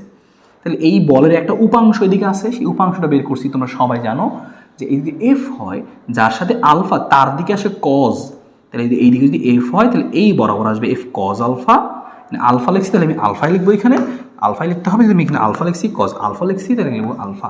ঠিক আছে, তাহলে F cos alpha, F cos alpha, এটা কী পাইছি আমরা এফ কজ আলফা, হ্যাঁ কী লিখবো আমরা এফ কজ আলফা। আর ঠিক তার লম্ব হবে কী হবে এফ সাইন আলফা, মানে এফটাকে আমি ভেঙে ফেলছি, এই এফটাকে আমি ভেঙে কী লিখছি F cos alpha F sine alpha, এ ভাঙতে পারি আমরা। অর্থাৎ বস্তুটা এখন সামনের দিকে যাচ্ছে কত বল নিয়ে এফ কজ আলফা, আর বিপরীত দিকে ঘর্ষণ কাজ করতেছে কত এফ কে। তো আগের মতো যদি আমি লিখি, আচ্ছা আমরা যেটা জানতাম যে summation F equal to M A, আর একটা প্যাটার্ন খেয়াল করো, সেম একইভাবে লিখবো summation F equal to M A. একটা বল কাজ করতেছে এফ কজ আলফা, সামনের দিকে যাচ্ছে, তো এফ কজ আলফা আমার একটা বল এফ কজ আলফা, আর তার বিপরীত দিকে কাজ করতেছে কি ঘর্ষণ, এই যে এফ কে, তাহলে বিপরীত দিকে ঘর্ষণ, তাহলে সামেশনটা লিখে ফেললাম, বিপরীত দিকে ছিল দেখে বিয়োগ। এখন আমি কী করতে পারি, এখানে এফ কজ আলফার জায়গায় এফ কজ আলফা থাকুক, সমস্যা নেই। এফ কে জায়গায় কী লেখা যায়, সেম আগের মতো লেখা যায় কি মিউকে ইন্টু আর, তাই না, মিউকে ইন্টু আর সমান সমান কি এম এ। যদি আরও তোমাকে ভাঙতে মন চায়, আর এর মান দেওয়া না থাকে, তখন কী করবা, আর এক লাইন তুমি ভাঙবা যে এফ কজ আলফা মাইনাস মিউকে ইন্টু আর, হ্যাঁ এই মিউকে ইন্টু আর, এই আরটা কীভাবে খেয়াল করো, এই আরটা আবার কীভাবে লিখবে দেখো, উপরের দিকে দুইটা বল কাজ করছে আর প্লাস সাইন আলফা, আমি দেখতে পাচ্ছি কি উপরের দিকে কি আছে, উপরের দিকে আছে আর প্লাস এফ সাইন আলফা, উপরের দিকে আছে দুইটা জিনিস, আর নিচে কি আছে আর প্লাস সাইন আলফা, যে নিচে একজনই আছে এমজি, ও দুটো নিচে দিকে ক্রিয়া করে, আর এই আর তো সবসময় তলের সাথে লম্বভাবে হবেই, তো আর লম্বভাবে হয়েছে, আগে এমজি খালি ছিল কিন্তু এখন তো আবার এক্সট্রা একটা এফ সাইন আলফাও আছে, মানে এরা দুজন মিলে এমজি এর সমান, আর এফ সাইন আলফা সমান সমান কি এমজি। ব্যাপারটা খেয়াল করো, আগে শুধুমাত্র এটা ছিল যে আর ছিল আর এমজি ছিল, তো আর সমান সমান এমজি, কিন্তু এখন খেয়াল করো আর আর এমজি আছে, কিন্তু উপরের দিকে আরেকজনও আছে, উপরের দিকে দুইটা বল আর এবং এফ সাইন আলফা, নিচে একজন, তো ওদের দুইজনের সমানই ও, নাহলে তো বস্তুটা কী হইতো এই উপরে স্থির থাকতো না, মানে নিচে আসতো বা উপরে উঠে যেত। অর্থাৎ যেহেতু এই বস্তুটা সুন্দর মতো তলের উপরে আসে, তাহলে উপরের দিকের বল আর নিচের এই বলটা অবশ্যই সমান, তাহলে উপরের দিকের বল আর নিচের এই বলটা সমান। এক্ষেত্রে আমি আর বের করতে চাই, তাহলে আর সমান কী লিখবো, এভাবে বিয়োগ করবো MG minus F sine alpha, এইটুকু হচ্ছে আমাদের কাজ। এই যে আরটা বের করে নিলাম, এখন আমি আরের জায়গায় বসাই দেবো এইটুকু, যে এমজি মাইনাস কি যে এফ সাইন আলফা, এইটুকু হচ্ছে আমাদের কিসের মান, দেখো আর এর মান, সমান সমান কী হবে এম এ ছিল এম এ হবে। তো আমাদের আসল লাইনটা চলে আসছে, এখন তোমাকে যাই বের করতে দিকে এখান থেকে তোমার যেটা মন চায় তুমি সেটা বের করো, যেটা তোমার পরীক্ষাতে বের করতে বলে তখন তুমি সুন্দর মতো বের করতে পারবা। তো এইভাবে তোমাকে এই ঘর্ষণের জিনিসগুলো টাইপগুলো লিখতে হয়। তো একটু মাথায় রেখো, সৃজনশীল পরীক্ষায় এরকম আসতে পারে। কীরকম আসতে পারে সেটা দেখাবো, সমস্যা নেই। আমরা এখানে আরও একটা কেস তোমাকে দেখাবো ঘর্ষণের, সেটা হচ্ছে যেরকম যদি হেলানো তল থাকে সেই ক্ষেত্রে কী হয়। এবার ব্যাপারটা খেয়াল করো যে একটা হেলানো তল আছে যেটা আনুভূমিক সাথে কত ডিগ্রি কোণে আছে, এই আনুভূমিক সাথে এরকম আলফা কোণে হেলানো অবস্থায় আছে। ভালো কথা। এবার এখানে একটা বস্তু আছে, হ্যাঁ, এই বস্তুটাকে আমরা কি করতেছি, উপরের দিকে বল প্রয়োগ করতেছি, উপরের দিকে। ভালো কথা, আমি সমান্তরে, তলের সমান্তরে বল প্রয়োগ করতেছি, তো বস্তুর এদিকে গতিশীল হবে, তো ঠিক তার বিপরীতে একটা ঘর্ষণ কাজ করবে, এই যে এটা। ভালো কথা। আর অভিলম্বিক প্রতিক্রিয়া সবসময় কি হয়, তলের সাথে লম্ব, এই যে তল, তলের সাথে লম্ব, এঁকে ফেলছি 8টা। আর ওজন সবসময় কি হয়, খাড়া নিচের দিকে ক্রিয়া করে, একদম নিচের দিকে। তো এবার দেখো ওই আর এর পরিবর্তে আমরা কিছুই লিখতে পারতেছি না। এক কাজ করি, আমরা এনজিটাকে উপাংশে ভাগ করে দিই। এই কোণটা যদি আলফা হয় তাহলে এই কোণটুকু হবে কত, আলফা। এই কোণ আর এই কোণটা সমান হয়, তুমি একটু হিসাব করলে বের করতে পারো। তো এই কোণটা যদি এমজি হয় তাহলে ঠিক তার যার সাথে কোণ তার দিকে কি হবে, এমজি কজ আলফা। আর যার সাথে কজ আলফা ঠিক তার লম্ব হবে কি, এমজি সাইন আলফা। তো আমি এঁকে ফেললাম যে কোন দিকে কি। এরপর একদম আগের মতো লিখবো আমরা কি, যে summation F equal to M A. আরেকবার করে দেখে আসো। তো সামেশন এফ এর মধ্যে কি কি আছে, একটা বল কি, একটা বল এইদিকে এফ। ভালো কথা, একটা বল এইদিকে এফ, কিন্তু বিপরীত দিকে কি বল আছে, বিপরীত দিকে এফ কে আছে এবং আরেকটা বল তো আছে এই যে এমজি সাইন আলফা। তাহলে এবার বিপরীত দিকে দুইটা বল আছে, তাহলে ওরা দুজন একদিকে থাকবে, তাহলে ওরটা থেকে আমি বিপরীত দিকেটা বাদ দিচ্ছি। বিপরীত দিকে কে কে আছে, বিপরীত দিকে এফ কে আছে, আর বিপরীত দিকে কে আছে, আরেকজন আছে এমজি সাইন আলফা। মানে ব্যাপারটা এবার এরকম যে এমজি সাইন আলফা আর এফ কে এক সাইডে আর এফ আরেক সাইডে বিপরীত দিকে, তাহলে কি হবে, একটা থেকে একটা বিয়োগ করে দিলাম, চলে আসলো আমাদের সামেশন এফ সমান সমান কি, সমান সমান আগের মতো কি হবে, এম এ। এবার আসলে আমরা আরও লাইন লিখি, আমরা আরও হিসাব নিকাশ করি। এফ কে এর পরিবর্তে কি লেখা যায়, এফ কে এর পরিবর্তে লেখা যায় কি, মিউ কে ইন্টু আর, তাই না, দেখতে পারবো কি আমরা, মিউ কে ইন্টু আর। আর এই আর এর পরিবর্তে এখানে কি লেখা যাবে, সরাসরি লিখে দিয়ে আসো আমরা। দেখো এই আরটা যেদিকে আছে উপরে তো আর কোনো বল নাই, আর যেদিকে আছে ঠিক তার বিপরীতে এমজি কজ আলফা আছে। তার মানে এই কেজে আর সমান কি হবে, এমজি কজ আলফা হবে। কিন্তু তো তুমি এখানে আর না লিখে সরাসরি লিখে ফেলতে পারো, যে এখানে আর না লিখে লিখে ফেলতে পারি কি, আর এর পরিবর্তে লিখে বলছি কি আমি, ওই যে আর এর পরিবর্তে লিখে বলছি কি, যে এমজি কজ আলফা। এই কার পরিবর্তে লিখছি, মিউ কে ইন্টু আর। আর এখানে কি ছিল আমাদের, প্লাস ছিল, প্লাস থাকুক, সাথে কি থাকবে এমজি, এখানে আগে থেকে সাইন আলফা ছিল থাকুক, আর সমান সমান কি এম এ। এখন তোমাকে এখান থেকে যেইটা বের করতে বলবে, যে এইটা বের করো, যেই মানটা দরকার সেই মানটা তুমি বসাই দিবা, ঘটনা খতম। ঠিক আছে, যেই মানটা তুমি বসাই দিবা সেই মানটা বসাইলেই আমরা এখান থেকে পাওয়া যাবো হচ্ছে জিনিসটা। ঠিক আছে, এই হচ্ছে আমাদের জিনিস, F minus mu K MG cos alpha plus M sine alpha equal to, এই হচ্ছে আমাদের জিনিস। তো এইভাবে জিনিসগুলো লিখতে হয়, এই টাইপগুলো আগাইতে হয়। এবার এখান থেকে প্রশ্ন কীরকম আসে একটা দেখায়, তাহলে তুমি আরও বুঝতে পারবা যে জিনিসগুলো কীভাবে কী কাজ করে। এই জিনিসগুলো তোমার একটু জানা থাকতে হয়, তুমি যদি ম্যাক্সিমাম নাম্বার পাইতে চাও সবগুলোই তোমাকে পারতে হবে। হ্যাঁ, আচ্ছা গেল এইটুকু জিনিস। একটা সিম্পল অঙ্ক দেখাই। সিম্পল অঙ্কটা কি, ঘর্ষণ। যে আমাদের একটা অঙ্কের মধ্যে বলছে কি, যে 100 কেজি ভরের একটা গাড়ি, সেই গাড়ির ক্ষেত্রে রাস্তা দেওয়া আছে, একটা রাস্তা যাচ্ছে, ঘর্ষণ গুণাঙ্ক লেখা আছে মিউ এস, মিউ কে দুটো ঘর্ষণ গুণাঙ্ক লেখা। বলছে কত বল প্রয়োগ করলে গাড়িটি চলার উপক্রম হবে। গাড়িটি চলার উপক্রম হবে তার মানে কি, গাড়িটা চলা শুরু করবে, প্রায় এখনো চলা শুরু করে না। তাহলে আমরা সেক্ষেত্রে কি লিখবো, দেখো প্রথম টাইপ, যে আমরা কি করছি, কত বল প্রয়োগ করলে, তাহলে আমি এই বলটাই জানতে চাচ্ছি যে কত বল প্রয়োগ করলে। তো গাড়ি এদিকে চলতেছে, বিপরীত দিকে একটা ঘর্ষণ থাকবে এফ, তাই না। এবার প্রথম টাইপের সাথে মিলে যাচ্ছে, তখন তুমি যেভাবে শিখছিলে সেভাবে লিখি আমরা। আসো এক নাম্বারটা যে summation F equal to M A, দুইটা বল আছে এখানে। একটা বল কি, আমি এফ প্রয়োগ করছি, বিপরীতে একটা ঘর্ষণ আছে, চলার উপক্রম হবে, তার মানে কি স্থিতি ঘর্ষণ, এখনো চলে নাই, গতিশীল তো হয়নি। তাহলে এফ এস সমান সমান কি এম এ, এর মানটা শূন্য হবে, চলার উপক্রম, তার মানে ত্বরণ তো নাই, শূন্য। এখানে কি হবে, যে এফ ইকুয়াল টু কি হবে, এফ এসটা ওই পাশে যাবে। এফ এস এর পরিবর্তে লেখা যাবে কি, যে মিউ এস ইন্টু আর। বুঝতে পারলা কিনা, এফ এসটা ওই পাশে গিয়ে প্লাস, আর এফ এস এর পরিবর্তে মিউ এস ইন্টু আর। এফ এর মানটা তুমি বের করে ফেললাম, মিউ এস এর মান দেখো লেখা আছে যে 0.10। আর এর পরিবর্তে কি হয়, প্রথম কেজে মনে আছে, এই যে ঠিক আর হয় এই বরাবর, আর হয় এবার নিচে এমজি থাকতো। তো সেটা কি লিখতেছি আমরা, যে আর পরিবর্তে কি লেখা যায়, সরাসরি এমজি লেখা যাবে। এখানে এম এর মান দেওয়া আছে, জি এর মান দেওয়া থাকতো, আমি এখানে মানটা বসাইলেই চলে আসলো আমাদের কি অ্যান্সার। ঠিক আছে, এখানে এম কত আচ্ছা আমি বসাই দিচ্ছি একবারে, 0.10। এম এর মানটা হচ্ছে 100 কেজি, জি এর মানটা হচ্ছে 9.8। এটা হচ্ছে আমাদের এখানকার জিনিস।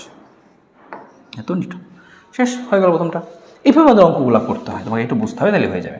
তো আমি আরেকটা এখানে করে দেখাই, পরেরটা করে দেখাই তোমাকে। পরেরটা কি বলছে, 2 নম্বরটা খেয়াল করো, বলছে কত বল প্রয়োগ করলে গাড়ি এত ত্বরণে চলবে, আবারও বল বের করতে বলছে।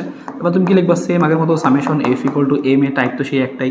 তুমি এই জিনিসগুলো লিখতে থাকো, কি পাবা, একটা বল হচ্ছে তুমি প্রয়োগ করলা, আর একটা গতিশীল ত্বরণ যেহেতু গেছে, তাহলে এফ মাইনাস এফকে এইদিকে বল প্রয়োগ করছে, বিপরীত গতিশীল আছে, ঘর্ষণ বল সমান কি এম এ বলেছি তোমাকে মান। তাহলে এই সমান কি হবে, মাইনাস এফকে ওই পাশে গেলে প্লাস এফকে হবে, এবং সেই ওই পাশে গেলে লিখবো আমি কি মিউকে ইন্টু আর, আর এর পরেতে লিখবো কি এম জি। শেষ, লাইনটা সংক্ষেপে করে দিলাম। এখন তুমি জাস্ট মানটা বসাই দাও, এফকে এর মান কত, 0.005, 0.05। এম এর মানটা কত, এম এর মানটা হচ্ছে 100 কেজি, 100 কেজি। জি এর মানটা কত, 9.8, আর প্লাস এম এ, এম কত, এম তো সেই 100 কেজি, আর ত্বরণ কত, 2। শেষ। এবার তুমি একটু হিসাব নিকাশ করো, তুমি কিন্তু পেয়ে যাচ্ছ সামথিং একটু। ঠিক আছে, এইভাবে তুমি অঙ্কগুলা করবো, এইভাবে তুমি অঙ্কগুলা করবো, তাহলে ঘর্ষণ অঙ্ক আসতে পারে পরীক্ষায়, আশা করি পারা যাবে।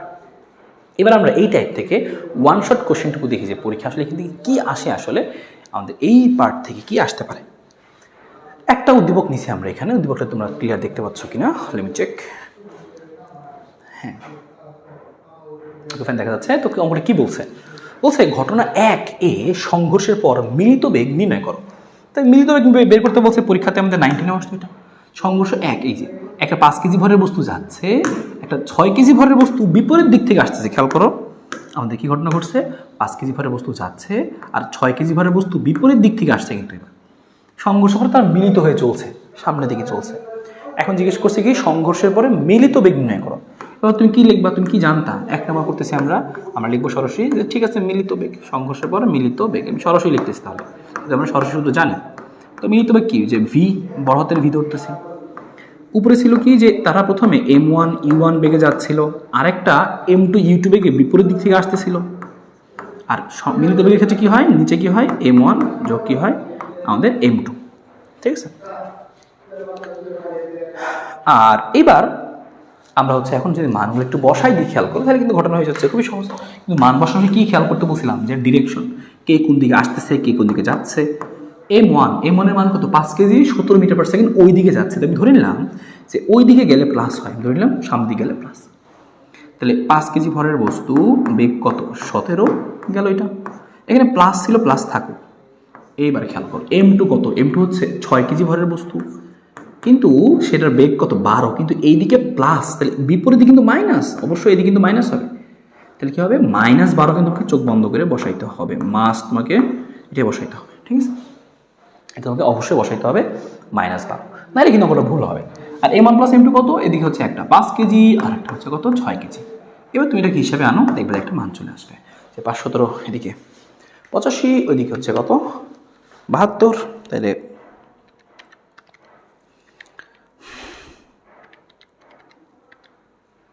আর মাস হচ্ছে কত,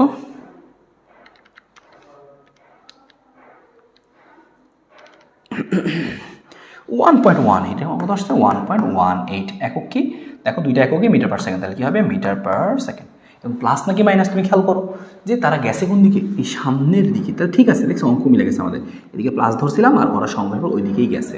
তাহলে এটা আমাদের হয়ে গেল কি, সেই বেগটা মিলিত বেগ। তো এটা সহজ ছিল, মিলিত বেগ জিজ্ঞেস করলে পারবো। ও আমরা এই ওয়ান শট কোশ্চেনটা আসলে কোশ্চেনের মধ্যে সলিউশন করা শুরু করছি, আমরা একটু এক্সচেঞ্জ করে দিই, এর মধ্যে ওয়ান শট কোশ্চেনে থাকুক। হ্যাঁ, তাহলে এর মধ্যে কী ছিল, এই যে ওয়ান শট কোশ্চেন, এবং ওয়ান শট কোশ্চেনটা আমরা সলিউশনটা শুরু করলাম মনে করো। এই যে 1 নম্বর সলিউশন গেল, এবার আমরা 2 নম্বরটা দেখি কি বলছে। 2 নম্বর বলছে কি, ঘটনা 2 এর ডি বস্তুটির ভর নির্ণয় করো। ঘটনা 2 এ কি লেখা আছে, এই দেখো একটা বস্তু ছিল এখানে 30 গ্রাম ভরের বস্তু 10 মিটার পার সেকেন্ডে যাচ্ছে। ডি ছিল কত, ডি এর ভরটা আমি জানি না, সে শূন্য স্থির ছিল। সি পরে ধাক্কাধাক্কির পরে সে কততে গেছে, 2.5 সামনে গেছে, আর ডি 9 সামনে গেছে। এখন জিজ্ঞেস করছে ডি এর ভর নির্ণয় করো, খুবই সিম্পল। আমরা সেম একইভাবে লিখে ফেলবো আমরা এখান থেকে। 2 নম্বরটা লিখবো কি আমরা, তাহলে সেম আগের মতোই লিখবো, যে m1 u1 যোগ কি m2 u2। তো সমান সমান দিয়ে কী হবে, এখানে কি হবে, যে m1 v1 যোগ কী হবে m2 v2। আমরা সব আস্তে আস্তে মানগুলা বসাই। তো প্রথমটা ধরলাম কি, সি হচ্ছে আমাদের m1 কত 30, তো গ্রামে বসাচ্ছি, পরবর্তী আমরা সবগুলো গ্রামই অ্যান্সার বের হবে। কেজি আর করলাম না, গ্রামই বসালাম, অ্যান্সারও গ্রামে হবে, মাথায় রেখো। 30 বসাইলাম আমি, তারপর E1টা কত, E1টা হচ্ছে কত 10, দেখো এই যে 10, 30 আর 10-এ যাচ্ছে, ভালো কথা। M2 এর মান তো আমি জানি না, আচ্ছা ভালো জানি না। আর U2 কত, 0, প্রশ্ন বলে দিচ্ছে 0, এখানে দেখো এই যে 0 মিটার পারছে, আচ্ছা ভালো 0 হয়ে গেল। M1 কত, M1 দেখো এখন তো সেই আগেরটা 30 গ্রামই, হ্যাঁ 30 গ্রাম। V1 কত, কত বেগে যাচ্ছে, শেষ বেগ কত 2.5, তো বসাই দিলে কত 2.5। ডিরেকশন দেখো সেম, একই দিকে ডিরেকশন, তাহলে প্লাস মাইনাসের কাহিনী হবে না, খালি প্লাসই হবে। M2 কত, M2 আমি জানি না। আর V2 কত, এবারে শেষ বেগ দেখো 9, V2 হচ্ছে 9।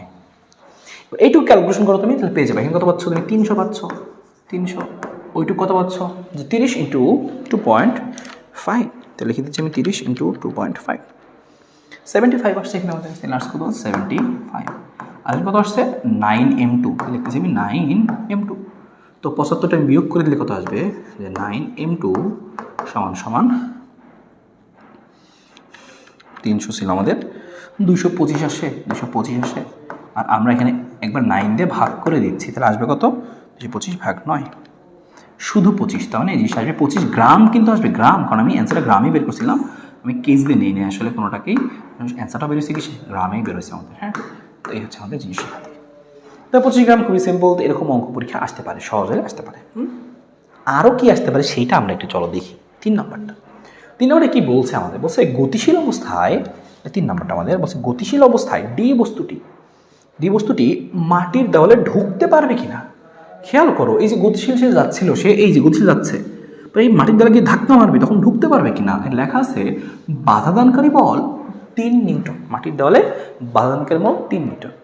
ঢুকতে পারলেও কতটুকু ঢুকতে পারবে সেটা আমরা এখান থেকে চেক করি, ঠিক আছে, ঠিক আছে। তো আমরা এখন চেক করি এখান থেকে কীভাবে করবো। তো আমরা একটি সূত্র শিখছিলাম যে এটা আসলে কাজ ক্ষমতা শক্তি অধ্যায়ের মধ্যে আছে, যে কাজ শক্তি উপপাদ্য, যে কৃতকাজ সমান সমান গতিশক্তির পরিবর্তন।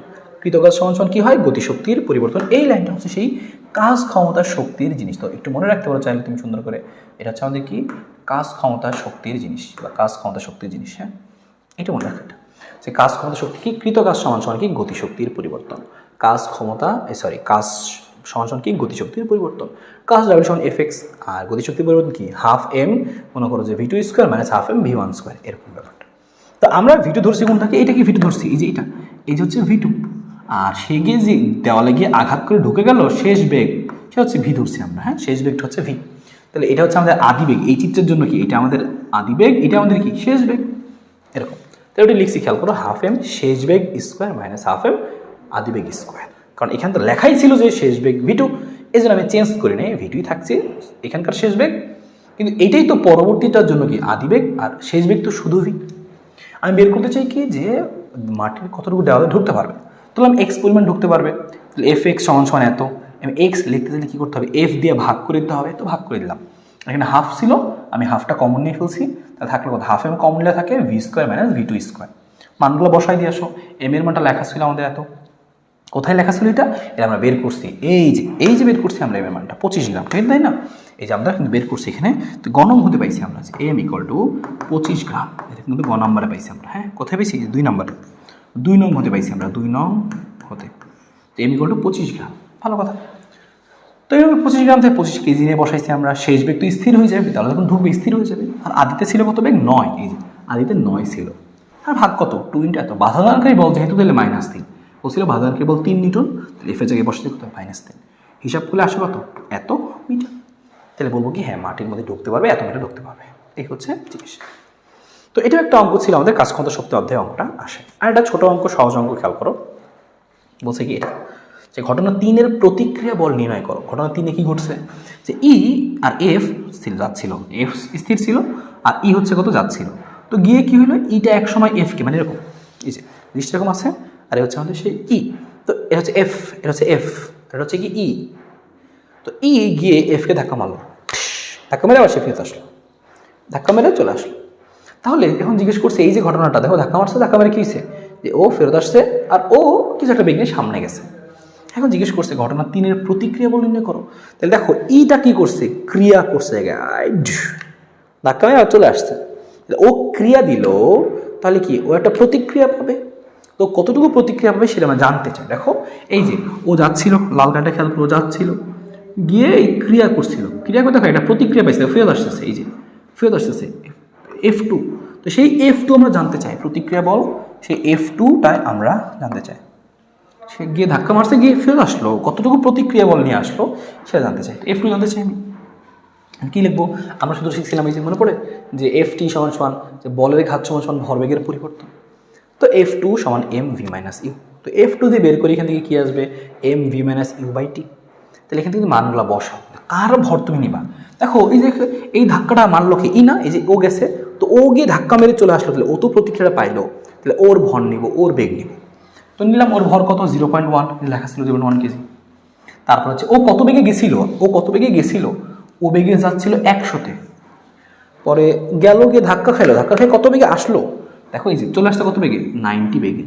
তো গেছিল 100 বেগে, আসছে 90 বেগে। খেয়াল করো আমরা কী করছি, শেষ বেগ কোনটা? যে ফেরত আসলো তো শেষ বেগ। আমি ধরে নিচ্ছি সামনের দিকটা প্লাস, তাহলে বিপরীত দিকটা কী হবে? অবশ্যই মাইনাস। তো এই যে এটা শেষ বেগ, তো শেষ বেগ কত? -90, মাইনাস দিকে যেহেতু তাহলে -90। আর সূত্রের প্লাস মানে সূত্রের মাইনাস ছিল বসাইছি, আর শেষ বেগ কত? 100। এই দেখো পজিটিভ দিকে 100, তাহলে কিন্তু আমি এখানে ইউ এর মানটা +100 বসাইছি, তো সূত্রের মাইনাস, তো সূত্রের মাইনাস থাকুক। হিসাব করে চলে আসে -190 জন। এই যে প্রতিক্রিয়া বল মাইনাস আসছে, বোঝা গেল? ঠিক আছে, তো এইভাবে পরীক্ষায় আসতে পারে। লাস্ট একটা প্রশ্ন আমরা দেখি যে পরীক্ষা সবচেয়ে বেশি আসে, এই যে এগুলো পরীক্ষা সবচেয়ে বেশি, এটা গতে আসে, এটা ঘতে আসে, এটা খুব সবচেয়ে বেশি ইম্পর্টেন্ট। এটাই পরীক্ষা জিজ্ঞেস করে যে ঘটনা 1 ও ঘটনা 3, অথবা যে কোনো একটা ঘটনা দিয়ে বলবে আমি ঘটনা 1 বের করি, তুমি ঘটনা 3 বের করো, একইভাবে বলছে কি তোমাকে এখানে যে ঘটনা 1 ও ঘটনা 3-এর ক্ষেত্রে কোনটি স্থিতিস্থাপক সংঘর্ষ ছিল কিনা কোনটি। তার কী করবো? ঘটনা 1-এর ক্ষেত্রে আগে শিখছি যে স্থিতিস্থাপক কিনা বুঝবো কীভাবে? সংঘর্ষের পূর্বে আমরা করবো কি, যে সংঘর্ষের পূর্বে মোট গতিশক্তি। সংঘর্ষের পূর্বে আমরা বের করছি ক্ষেত্রে 1 নং ঘটনা, 1 নংয়ের ক্ষেত্রে বের করতেছি আমরা। 1 নং ক্ষেত্রে সংঘর্ষের পূর্বে মোট গতিশক্তি, সংঘর্ষের পূর্বে মোট গতিশক্তি, সংঘর্ষের পূর্বে মোট গতিশক্তি। সংঘর্ষের পূর্বে মোট গতিশক্তি আমরা কী লিখবো? লিখবো সেরকম যে ইকে সমান সমান কী লিখবো? সংঘর্ষের পূর্বে মোট গতিশক্তি কী লিখবো? খেয়াল করো যে সংঘর্ষের পূর্বে আমাদের দেখো কী ছিল, এই দেখো সংঘর্ষের পূর্বে যে এই গতিশক্তি এভাবে লিখতে হয় যে হাফ, এভাবে লিখতাম আমরা ইউ1 m1 u1 স্কোয়ার যোগ আর কী হবে হাফ m2 u2 স্কোয়ার। তো হাফ m1 u1 স্কোয়ার যোগ হাফ m2 u2 স্কোয়ার। ঠিক আছে, সংঘর্ষের পূর্বে মোট গতিশক্তি, তাহলে আমরা এভাবে লিখবো। এখন মানগুলো বসাই দিয়ে দেখো যে এই সংঘর্ষের পূর্বে কী কী মান টান ছিল, তো বের করতেছে এখানে ইকে সমান ইকে সমান, তো হাফ আছে এখানে m1 কত? 5 কেজি আছে, অবশ্যই কেজি, এখানে কিন্তু অবশ্যই কেজিতে বসাইতে হবে না, গ্রাম বসানো যাবে না। আর ইউ1 কত? ইউ1 হচ্ছে 17, তাহলে বসালাম হচ্ছে 17 স্কোয়ার। হ্যাঁ, অবশ্যই প্লাস মাইনাসটা দেখে বসায়ও যেন সঠিকভাবে আসে, 17 স্কোয়ার যোগ এখানে দেখো ও কত বেগে আসছে, হচ্ছে হাফ m2 কত? 6 কেজি, আর বেগ কত? 12। তবে খেয়াল করো ও কিন্তু বিপরীত দিকে, তাহলে -12 দেবো আমি, সমস্যা নেই, তাহলে -12 উপরেই স্কোয়ার দিলাম, সমস্যা নেই। তাহলে আমাদের কী হইলো যে এইটা হচ্ছে একটা, আর এই যে এইটা হচ্ছে আরেকটা। তাহলে প্রথমটার গতিশক্তি যোগ দ্বিতীয়টার গতিশক্তি হিসাব করে তুমি একটা মান পাবা ইকে। ঠিক আছে, তো জুল শেষ। এগুলো কি সংঘর্ষের পূর্বে মোট গতিশক্তি, সেম একইভাবে লিখবা কি যে সংঘর্ষের পরে মোট গতিশক্তি 1 নং ঘটনায় কিন্তু লিখতেছি আমরা, এখন সেম কাজ করবা যে সংঘর্ষের পর মোট গতি শক্তি, এখানেও সেমভাবে লিখবো আমরা যে কী হবে, এখানে লিখলাম ইকে প্রাইম লিখলাম আমরা। হ্যাঁ, ইকে প্রাইমটা কত হবে খেয়াল করো, এবার লিখবো সেম আগের মতো যে হাফ m1 v1 স্কোয়ার যোগ কী লিখবো যে half m2 v2 square. m1 square কত? দেখো এই যে সংঘর্ষের কতটা মিলিত হয়ে চলছে, এই যে মিলিত হয়ে চলছে, তো আগে তো আমরা মিলিত বেগটা বের করছিলাম, তো মিলিত বেগটা কত ছিল আমাদের দেখিনি আমরা, এই যে মিলিত বেগটা ছিল 1.18, তো এই মিলিত বেগটা আমরা বসাবো এখানে, দুজনের বেগ সেম, আসলে মিলিত চলছে মানে দুজনের বেগ সেম, তাহলে লিখবো কি আমরা হাফ, এবার যেহেতু দুজনের বেগ সেম, আচ্ছা আমি আলাদা বসে সমস্যা নেই, m1 কত? 5 কেজি, সেমভাবে বসাচ্ছি 5 কেজি ইন্টু 1.18 স্কোয়ার যোগ, এবার কিন্তু একই দিকে গেছে দুজন, তাহলে বেগ একই দিকেই হবে, মাইনাস হবে না। হাফ m2 কত? 6 কেজি, আর v2 কত? সেই 1.18। এবার তুমি দুটো হিসাব করবা, এই যে করবা, একটা বের করছো কি ইকে, একটা বের করছো কি ইকে প্রাইম। এবার দেখবে দুটো মান সমান আসছে, দেখে বোঝা যাচ্ছে সমান আসবে না, লিখব যেহেতু যেহেতু E K is not equals to E K prime, সুতরাং কি স্থিতিস্থাপক নয়। হ্যাঁ, লিখব স্থিতিস্থাপক নয়। এবার তোকে আবার সেম কাজ করতে হবে কার জন্য, যেহেতু অঙ্কটা একটু বড় ছিল, তো তুমি আবার এই কাজও নিজে করবা আর কি। আবার কি করবা, এই কার ক্ষেত্রে, কোন ঘটনার ক্ষেত্রে, 3 নংয়ের ক্ষেত্রে লিখবো আবার 3 নং ঘটনা। 3 নং ঘটনায় কি করবা, সেম এই কাজ করবা, যে সংঘর্ষের পূর্বে গতিশক্তি বের করবা, সংঘর্ষের পরে গতিশক্তি বের করবা, দেখবো দুটো সমান আসছে কিনা। তো এইভাবে তোমাকে চিন্তা করে বের করতে হবে। তো আশা করি এরকম অঙ্কগুলো আসলে খুব সহজেই তোমরা করতে পারবা, কোনো সমস্যা নাই। আচ্ছা, এটা আমাদের একটা জিনিস গেল। তাছাড়া দেখো ওই অঙ্কগুলো পরীক্ষা আরও কীভাবে আসতে পারে বা আসছে বিগত সালগুলোতে লেখা আছে। এত বেগে চলমান একটা গাড়ি এত সামনে দাঁড়িয়ে থাকা, পিছন থেকে ধাক্কা মারলো, এত গিয়ে এসে থেমে গেল, দুর্ঘটনা ঘটছে, অস্থির সংঘর্ষ ছাড়া পর্যবেক্ষণ করছে।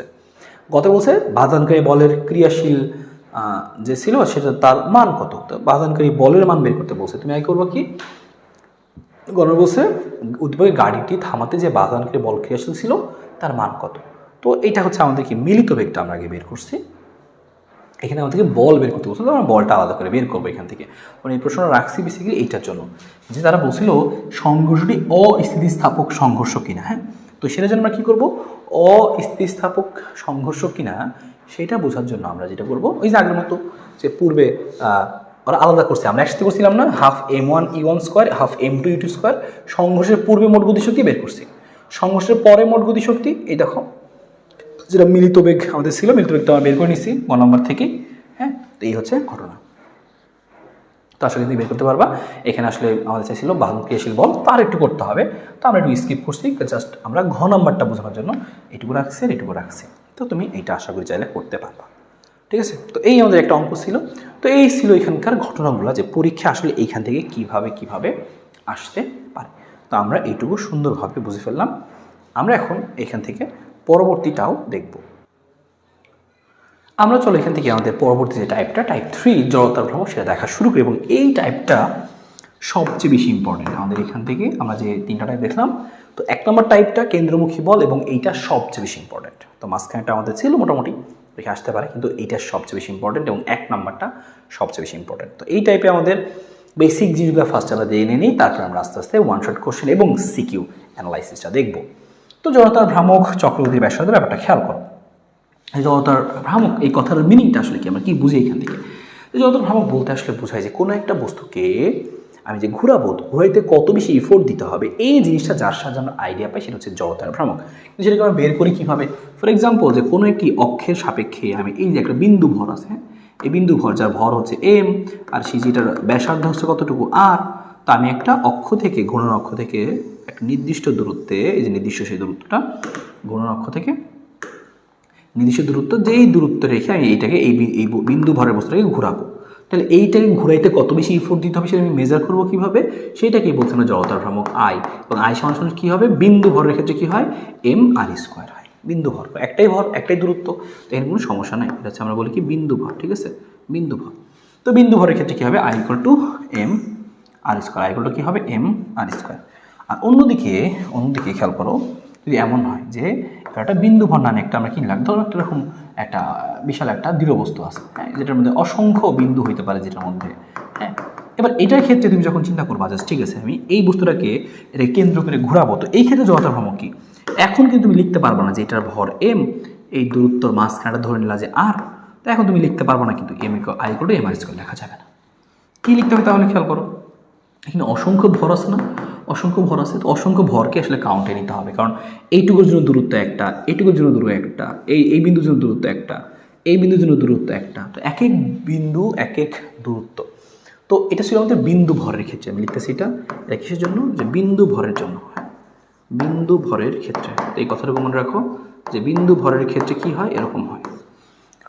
আর বিন্দু ভর না এরকম দৃঢ় বস্তু হয়, হ্যাঁ, একটা দৃঢ় বস্তু হয়, তো এরকম যদি দৃঢ় বস্তু হয়, তো দৃঢ় বস্তুর ক্ষেত্রে, তো দৃঢ় বস্তুর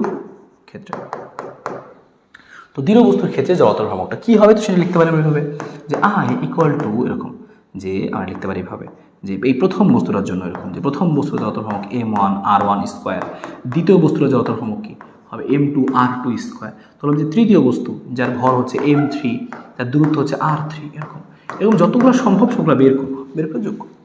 এটা হবে জড়তার ভ্রামক তখন টোটাল। আর এটাকে আমরা সংক্ষেপে লিখি কীভাবে হবে, যে সামেশন mi/r/i স্কোয়ার, মানে যতগুলো রকম থাকবে সবগুলো আমরা সামেশন নিব আর কি। হ্যাঁ, এটা বা এটাকে আমরা মাঝে মাঝে ইন্টিগ্রেশন দিয়েও লিখি আর কি, i = ইন্টিগ্রেশন অফ কি, যেরকম যে ধরলাম যে হচ্ছে যে dm ইন্টু কত r স্কোয়ার, দূরত্বটা r স্কোয়ার/x², এভাবে আমরা চাইলে লিখতে পারি দৃঢ় বস্তুর ক্ষেত্রে এটা, আর বিন্দু ভরের বস্তুর ক্ষেত্রে mr² লিখতে পারি। তো এরকমভাবে তো আমাদের ব্যাপারটা বের করা টাফ, এই জন্য আমরা মাঝে মাঝে একটা কাজ করি, যে চিন্তা করে নিই কি 3 নাম্বার লিখতেছি আমি, যে আমরা ধরে নিই, হ্যাঁ, আমরা সমগ্র ভরকে কেন্দ্রীভূত করি, তো আমি এই কাজটা করি যে আচ্ছা ঠিক আছে, এখানে সমস্যা হচ্ছিল, এক এক জায়গায় ভর ছিল, এক এক জায়গায় দূরত্ব নেওয়া লাগতেছিল। যদি আমরা একটা কাজ করতাম, এই সমগ্র ভরটাকে কেন্দ্রীভূত করতাম, মানে ব্যাপারটা তখন এরকম হইতো আর কি, যে এই সমস্ত ভর আছে কিন্তু সমস্ত ভরটাই কেন্দ্রে আছে বলে আমি ধরে নিলাম, তাহলে সেক্ষেত্রে কী হবে, এই পুরা বস্তুটার ভর হচ্ছে m, আর এর দূরত্ব তো একটাই। হ্যাঁ, তো দূরত্বকে ধরুন আর না লিখে আমি ধরলাম যে দূরত্বটা কে। তো তখন সেই ক্ষেত্রে আমাদের কি হইতো, সেই ক্ষেত্রে আমাদের এই জড়তার ভ্রামক হইতো এরকম, যে i = m আর দূরত্ব হচ্ছে কে, তাহলে দূরত্ব হচ্ছে mk²। হ্যাঁ, তখন যদি সমগ্র ভরকে আমি কেন্দ্রীভূত করে দেখতাম যে আগের জড়তার ভ্রামক যা আসতেছে এখনও তাই আসতেছে, তাহলে সেই ক্ষেত্রে আমি এই দূরত্বটাকে একটি স্পেশাল নাম দিতাম, তার নাম হচ্ছে চক্রগতির ব্যাসার্ধ। অর্থাৎ এভাবে বের করলে যেই মান আসে, আমি এই সমস্ত ভরটাকে কেন্দ্রীভূত করে চিন্তা করে নিয়েও জড়তার ভ্রামক বের করি এবং দেখি একই মান আসছে, তাহলে ওই যে কেন্দ্রীভূত করলাম, তো ওইটুকু যে দূরত্ব কেন্দ্র থেকে ঘূর্ণন অক্ষ পর্যন্ত যে দূরত্ব, ওই দূরত্বটার স্পেশাল নাম আর না দিয়ে আমরা কি দিই, চক্রগতির ব্যাসার্ধ হচ্ছে কি দিই, কে। হ্যাঁ, এটাকে বলা হয় চক্রগতির ব্যাসার্ধ। তো এই কথাটা একটু মনে রাখবে এখান থেকে, চক্রগতির ব্যাসার্ধ হচ্ছে কে, i = mk² বা নর্মালি mr² আমরা লিখতে পারি। আচ্ছা গেল, এটা আমাদের গেল। আমরা কয়েকটা মনে রাখবো, একটা বিশেষ বস্তুর জড়তার ভ্রামক। যেমন 1 নম্বরে মনে রাখবো আমরা কিসের জন্য, যে এই যে এটা একটা হচ্ছে এটা, যে সরু সুষম দণ্ডের একটা সরু সুষম দণ্ড আছে, যার ভর কেন্দ্রগামী অক্ষের সাপেক্ষে জড়তার ভ্রামক, বা যার এই দৈর্ঘ্যের সাথে লম্ব হবে গমনকারী অক্ষের সাপেক্ষে জড়তার ভ্রামক। এরকম একটা সুষম দণ্ড আছে, আর এই মাঝখানের অক্ষের সাপেক্ষে যদি ঘুরে, তাহলে সেই ক্ষেত্রে জড়তার ভ্রামক কী হবে, মুখস্থ রাখতে হবে তোমাকে, i = ml²/12। যদি সুষম দণ্ড হয় আর এর মাঝখানের অক্ষের সাপেক্ষে ঘুরে, তাহলে সেই ক্ষেত্রে জড়তার ভ্রামক হবে ml²/12। তোমাকে মাস্ট মুখস্থ রাখতে হবে। কয়েকটি বিশেষ বস্তু মানে কি, যে এগুলো পরীক্ষা অনেক বেশি আসে, তোমাকে ভালো করে মনে রাখতে হবে। তো ml²/12। আর যদি কখনো তুমি খেয়াল করো যে সরু সুষমদণ্ডের প্রান্তগামী যে কোনো একটা প্রান্ত দিয়ে যাচ্ছে, তাহলে সেই ক্ষেত্রে জড়তার ভ্রামকটা কি হবে, ml²/3। এটা মাস্ট তোমাকে মনে রাখতে হবে। এবার মনে করো তুমি তো একটু বিটলা, তুমি ভাবতেছো ভাই যদি এমন হয় যে ঠিক মাঝখান দিয়ে অথবা ঠিক প্রান্ত দিয়ে, যেমন এখানে ঠিক প্রান্ত দিয়ে ঠিক মাঝখান দিয়ে গেল না, একটু সাইড দিয়ে গেল, এখন কি হবে, এখন চাইলে বের করা যাবে। সেটার জন্য আমরা একটা উপপাদ্য শিখবো। হ্যাঁ, সমান্তরাল অক্ষ উপপাদ্য, সেই উপপাদ্যগুলো আমরা শিখবো সামনে। আপাতত এই দুটো তুমি মনে রাখো, যে মাঝখানে সাপেক্ষে গেলে কি হবে, সুষম দণ্ডের ml²/12, প্রান্তগামী অক্ষের সাপেক্ষে গেলে কি হবে, ml²/3, যেখানে m হচ্ছে পুরোটার ভর, l হচ্ছে কি পুরোটার দৈর্ঘ্য, এই আর i হচ্ছে জড়তার ভ্রামক। ভালো কথা। এরপরে আমাদের আছে কি চাকতির ভিন্ন জিনিসপাতি আছে, যে চাকতির বিন্দুগামী তলের সাপেক্ষে একটা চাকতি আছে। এই চাকতির এরকম, এই একটা চাকতি আছে মনে করো, এই চাকতির এরকম মধ্যবিন্দুগামী তলের সাইজে ঘুরতেছে এমনি, তো এই তলের সাপেক্ষে জড়তার কি হবে, mr²/2। চাকতির ক্ষেত্রে কি হবে, mr²/2। যদি বলে বৃত্তাকার রিং এর বিন্দুগামী তলের সাথে, তখন সেক্ষেত্রে কি হবে, শুধু mr²। যদি বলে নিরেট সিলিন্ডার এর মধ্যবিন্দুগামী অক্ষের সাপেক্ষে, তখন হবে কি mr²/2। নিরেট সিলিন্ডার বা হচ্ছে চোঙ বলতে পারে। এরপর আমাদের কি আছে, ফাঁপা সিলিন্ডার যদি হয় তাহলে সেক্ষেত্রে কি হবে, শুধু mr²। নিরেট সিলিন্ডার mr²/2, ফাঁপা সিলিন্ডার mr²। আর এখানে একটা জিনিস দেখতে পাচ্ছ, কে মানে চক্রগতির ব্যাসার্ধ, তো এখান থেকে বের করতে পারবা তুমি চক্রগতির ব্যাসার্ধ, যে কে হচ্ছে কত, r/2 √2। আর কি আছে, যে চাকতির ক্ষেত্রে তলের লম্ব হবে প্রান্ত বিন্দু দিয়ে যদি যায়, তো দেখো এই যে তলের লম্ব হবে, এই লম্ব হবে প্রান্ত বিন্দু দিয়ে। হ্যাঁ, এই প্রান্ত বিন্দু দিয়ে যদি যায়, তাহলে সেই ক্ষেত্রে জড়তার ভ্রামক কি হবে, 3/2 mr²। আর যে কোনো ব্যাসের সাপেক্ষে কি হবে, এই ব্যাসের সাপেক্ষে কি হবে, 1/4 mr²। এই কথাগুলো তোমাকে মুখস্থ রাখতে হবে, তুমি এই কথাগুলো দেখলে বুঝতে পারো যে কোনটা হবে, পরীক্ষায় আসবে সরাসরি, এরকম যদি চাকতির এরকম এই সাইড দিয়ে যায় তাহলে সেক্ষেত্রে স্পর্শক হয়ে যাবে 3/2 m² নিরেট গোলক বললে কি হবে 2/5 m² এবং ফাঁপা গোলক বললে হবে 2/3 m²। ঠিক আছে, তো এটা একটু কষ্ট করে মনে রাখো। আর যারা বুঝতেছো না ভাই আই থেকে কে কেমনে বের করলে সেটা একটা দেখাই দিই, পরীক্ষা এমসিকিউতে আসে। তুমি শিখছো কি আই ইকুয়াল টু মানে m/k² শিখছিলে তাই না? তো এখান থেকে তুমি বুদ্ধি করে দেখো কে সমান কি লেখা যাবে, যে √i/m, তাই না? এবার তুমি এক কাজ করো, কে বের করতে চাচ্ছ, এটার আই কত, এটা হচ্ছে 2/5 m², তুমি বসাই দাও 2/5 m² আর নিচে কত আছে m, তো m কেটে দাও, এই দেখো চলে আসছে। এর হিসাব করলে কত আসে 2/5 আর 8টা বাইরে লিখলাম তাহলে আর চলে আসলো 2/5 আর √। তো এভাবে তুমি চাইলে বের করতে পারো যে কীভাবে চক্রগতির ব্যাসার্ধ বের করতে হয় সেই জিনিসটা আর কি। হ্যাঁ, চক্রগতির ব্যাসার্ধ দেখে বের করতে হয় সেটা, তো কাজে লাগতে পারে তোমার। গেল এটুকু জিনিস। এরপরে আমরা সেটা কথা বলতেছিলাম যে সমান্তরাল ও লম্ব অক্ষ উপপাদ্য সেটা কিভাবে আমরা লিখতে পারি। তো সমান্তরাল অক্ষ উপপাদ্যটা কীরকম, মনে করো খুব মনোযোগ দেখো যে তুমি একটা বস্তু আছে, এই বস্তুটার ভর কেন্দ্রগামী যে অক্ষ তার সাপেক্ষে জড়তার ভরটা জানো, তোমাকে বের করতে বলছি না, আমি এটা সাপেক্ষে চাই না, একটু সাইড দিয়ে এর সমান্তরাল একটা রেখা গেল, এই রেখার সাপেক্ষে কত হয় বলো। এখন তুমি কি করবা, নিয়ম আছে, সূত্রটা কি, সমান্তরাল অক্ষ, এটা হচ্ছে প্রথমটা হচ্ছে কি যে সমান্তরাল অক্ষ উপপাদ্য, প্রথমটা কি, প্রথমটা হচ্ছে এটা হচ্ছে কি সমান্তরাল, হ্যাঁ, আর এটা কি, এটা হচ্ছে লম্ব অক্ষ উপপাদ্য। ঠিক আছে, ভালো কথা।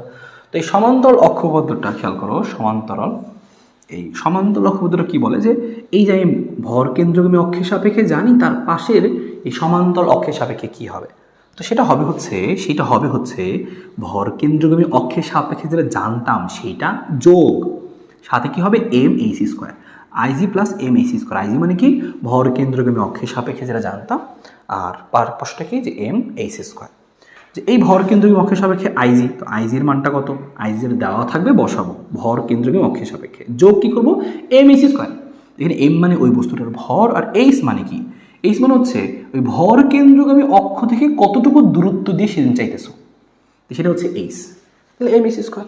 একটা উদাহরণ নিয়ে আমরা ভালো বুঝতে পারবো, যেমন একটা সরু সুষম দণ্ড আছে আমাদের, হ্যাঁ, এটা সরু সুষম দণ্ড, এই সরু সুষম দণ্ডের এই মাঝখানের সাপেক্ষে আমি জানি এই মাঝখানের সাপেক্ষে আই কত হয়, মাঝখানের সাপেক্ষে আইজিটা কত হয় আমরা জানি কি যে m/l²/12 হয়, কিন্তু আমি চাইতেছি কি না, আমি এটা দিয়ে চাচ্ছি না, আমি ঠিক তার পাশের এই রেখাটা দিয়ে চাচ্ছি, এখানে আই প্রাইমটা কত, এখানকার নতুন আইটা কত, আমি লিখবো এখানকার নতুন আই কি হবে যে ভর কেন্দ্রগামী যেটা হয়তো সেইটা যোগ কত হয় m/h²।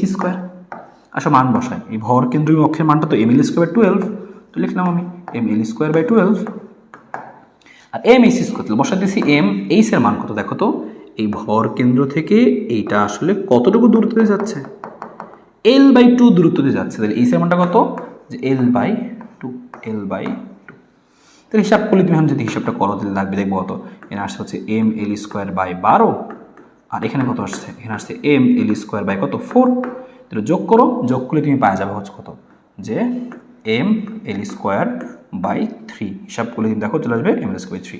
আর এটাই আমরা শিখছিলাম না যে প্রান্তগামী অক্ষের সাপেক্ষে কত হয় ml²/3 হয়, এই যে সেটাই চলে আসলো আর কি। ঠিক আছে, তো তুমি চাইলে এভাবে করে এটা দিয়ে বের করতে পারো, অনেক যে জানো না সেগুলো তুমি চাইলে এভাবে বের করতে পারবো আর কি।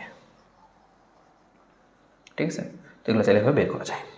তো এটুকু জিনিস একটু মনে রাখতে পারো এখান থেকে যে আমাদের সমান্তরাল অক্ষ উপপাদ্য কি হবে IG প্লাস m/h², m মানে ভর, h মানে সমান্তরাল অক্ষ থেকে কতটুকু দূরত্বে সেটা তুমি চাচ্ছ, গেল।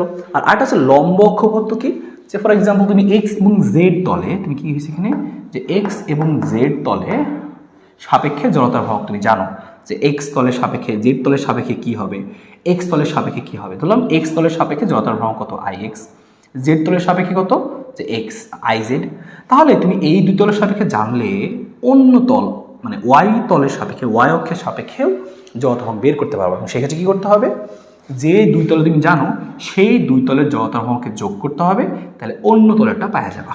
x z তলে জানো তাহলে পাওয়া যাবে কি, x z তলে জানলে পাওয়া যাবে কি y তলে পাওয়া যাবে, x y তলে জানলে কি পাওয়া যাবে z তলে, এরকম যোগ করলে অন্যরা পাওয়া যাবে। Ix প্লাস Iz সমান কি হবে Iy, Ix প্লাস Iy সমান কি হবে Iz, এরকম। তো এভাবে তুমি চাইলে কাজে লাগাতে পারবে, সামনে এরকম প্রশ্ন আসলে দেখাবো।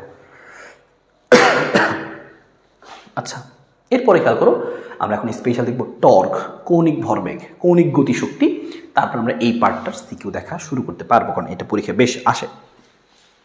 টর্ক ব্যাপারটা কি, যে যা কোনো স্থির বস্তুকে ঘোরাতে চায় বা এর মধ্যে ঘূর্ণন প্রবণতা সৃষ্টি করে সেইটাকে আমরা বলেছি টর্ক, যা কোনো বস্তুর প্রয়োগ করলে। যেমন সাপোজ এই জিনিসটা এরকম আছে, হ্যাঁ, আমি এক কাজ করলাম, এখান থেকে বল প্রয়োগ করলাম, একটা বল দিলাম, তো বল দিলে দেখো এই জিনিসটা কি ঘুরতে দিতেছে না, যে এটাকে লিখতে ফেলছিলে ঘুরতেও পারতে, যে এমনি এমনি এমনি এমনি ঘুরতে পারতে, তুমি বল দিয়ে থাকতাম। অর্থাৎ যেটা প্রয়োগ করলে কোনো বস্তুর মধ্যে ঘূর্ণন প্রবণতা সৃষ্টি হবে সেটা হচ্ছে টর্ক। আর সেই টর্কের মানটা কীভাবে হবে সেটা কি কার উপর ডিপেন্ড করবে। আমি প্রথম দেখাচ্ছি এই কেসটা, যেটা লম্বভাবে বল প্রয়োগ করতেছি, এই যে আছে এখন লম্বভাবে আমি বল প্রয়োগ করতেছি। তার আগে মনে রাখতে হবে টর্কের মানটা কী হবে সেটা ডিপেন্ড করে কতটুকু বল প্রয়োগ করলাম। শুধু কতটুকু বল প্রয়োগ করলে তার উপর নির্ভর করে না, তুমি এই যে ঘূর্ণন অক্ষ, এই ঘূর্ণন অক্ষ থেকে কত দূরত্বে বল প্রয়োগ করলা। এখানে বল প্রয়োগ করলে একরকম, এখানে বল প্রয়োগ করলে আরেক রকম। তো ঘূর্ণন অক্ষ থেকে কত দূরত্বে বল প্রয়োগ করলে তার উপরেও নির্ভর করে। যদি এরকম কেস হয় যে তুমি এই যে ঘূর্ণন অক্ষ আর এই হচ্ছে তুমি বল প্রয়োগ করতেছো এফ, এবং কত দূরত্বে বল প্রয়োগ করছো, ধরলাম যে তুমি এখান থেকে আর দূরত্বে বল প্রয়োগ করছো আর, তো এই ক্ষেত্রে খুবই সিম্পল, যে তুমি এফ বল প্রয়োগ করছো আর দূরত্বে, টর্কের মানটা হবে হচ্ছে এরকম, এই যে আর দূরত্বে বল প্রয়োগ করছো আর এফ পরিমাণ বল প্রয়োগ করছো, এই দুটোর গুণফলে সমান শেষ, আর ক্রস এফ বা আর গুণ এফ। ভালো কথা, এই কেজে এটা গেল।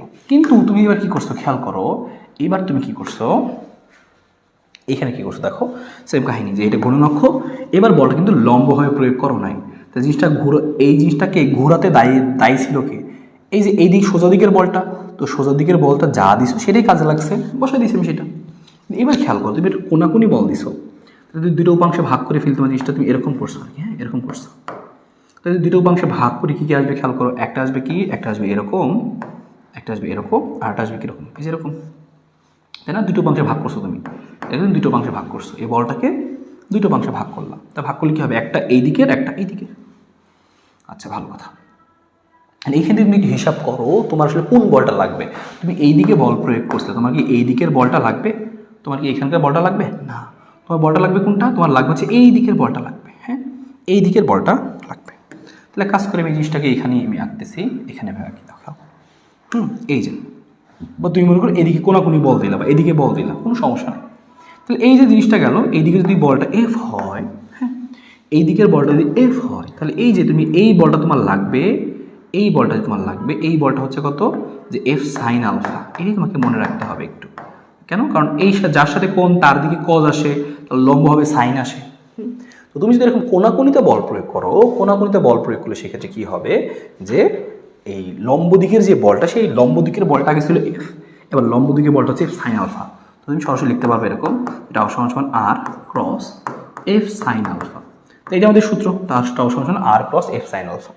আর এইখান এটাও লম্ব হয়েছিল, তাহলে সাইন 90, তো এই জন্য আমরা কী করছিলাম, সাইন 90 মানে কি 1, তো বসাই নেই। আরও সূত্র লেখা যাবে, টাও সমান সমান আর ক্রস এফ সাইন আলফা, তারপর হচ্ছে টাও সমান সমান আর ক্রস যেহেতু লিখছি আমি এফ সাইন যেটা লিখছি, তাহলে ক্রস গুণে ভেক্টর আকারে লেখা যাবে, আর ক্রস এফ ভেক্টর লেখা যাবে। এই টাও সমান সমান আরও লেখা যায়, আই আলফা লেখা যায়, আই মানে জড়তার ভ্রামক, আলফা মানে কৌণিক ত্বর। এটাও সমান সমান আরও লেখা যায়, আই মানে কি জড়তার ভ্রামক, কিছু না দেওয়া থাকলে এম আর স্কোয়ার, বা স্পেশাল বস্তু হলে সেই বিশেষ বস্তু জড়তার ভ্রামক। খেয়াল রাখতে হবে, আই মানে যে সবসময় চোখ বন্ধ করে এম আর স্কোয়ার তা না, একটু খেয়াল করে আমি এটাকে মার্ক করে দিচ্ছি, এই আয়ের মানটা কিন্তু চোখ বন্ধ করে এম আর স্কোয়ার না, চোখ বন্ধ করে এম আর স্কোয়ার না। যদি এম আর স্কোয়ার কিছু না বলা থাকে, এম আর স্কোয়ার যদি স্পেশাল বস্তু লেখা থাকে, যে এটা একটা সিলিন্ডার, এটা একটা এই, এটা একটা সেই, তো তখন কিন্তু সেই ক্ষেত্রে তুমি half M R square, 3/2 M R square যা হয় সেটা বসাবা। আর কিছু না বললে নর্মালি এম আর স্কোয়ার, আর আলফাও থাকবে। তো এই হচ্ছে অনেকগুলো ফর্মুলা। তো এখান থেকে ফর্মুলা কী কী মনে রাখবো, বেসিক্যালি মনে রাখবো হচ্ছে আমরা এখানকার সবগুলো মনে রাখবো আর কি, হ্যাঁ। যে টাও সমান সমান আমাদের কি, এই যে এই সবুজ বক্সের মধ্যেগুলো, যে টাও সমান সমান আর ক্রস এফ সাইন আলফা বা আর ক্রস এফ, ব্যাসার্ধ ভেক্টর, এফ মানে বল ভেক্টর, আই মানে জড়তার ভ্রামক, আলফা মানে কি কৌণিক ত্বরণ, পরিচয় লিখে দিচ্ছি, এই আলফা মানটা লিখে দিই, নতুন আসছে আমাদের এটা হচ্ছে কৌণিক ত্বরণ, ঠিক আছে, কৌণিক ত্বরণ। আর বাকিটা কি, এফ মানে বল, আর মানে কি কতটুকু দূরত্বে বল প্রয়োগ করতেছি, এম আর আলফা সবই গেল। এইটুকু কথা আমরা এখান থেকে মনে রাখতে পারি, হ্যাঁ। আরেকটা কথা মনে রাখতে পারবো আমরা এখান থেকে, যে এরকম, যে কৌণিক ভরবেগের পরিবর্তনের হার, কৌণিক ভরবেগের পরিবর্তন হারকে কি বলে? এই টর্ক বলে। এটা মনে রাখতে পারো তুমি। আরও লিখে দিচ্ছি, এগুলো আমাদের এমসিকিউতে কাজে লাগে প্রত্যেকটা জিনিস। হ্যাঁ, এমসিকিউতে কাজে লাগে। আর লিখতে পারবো এখান থেকে আমরা কি, যেটা সমান ডেল আই ওমেগা আইটি।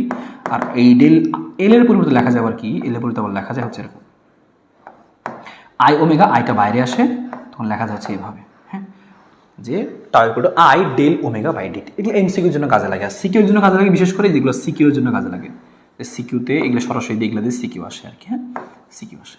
আর এগুলো তুমি মনে রাখতে পারো এমসিকিউর জন্য, এভাবে লেখা যায়। তো টর্কের অনেকগুলো সূত্র। টর্কের একক কি? টর্কের একক হচ্ছে, এই টর্কের একক কি? একক হচ্ছে নিউটন মিটার। হ্যাঁ, নিউটন মিটার, মিটার মানে কিন্তু জুল, আবার তাহলে জুল।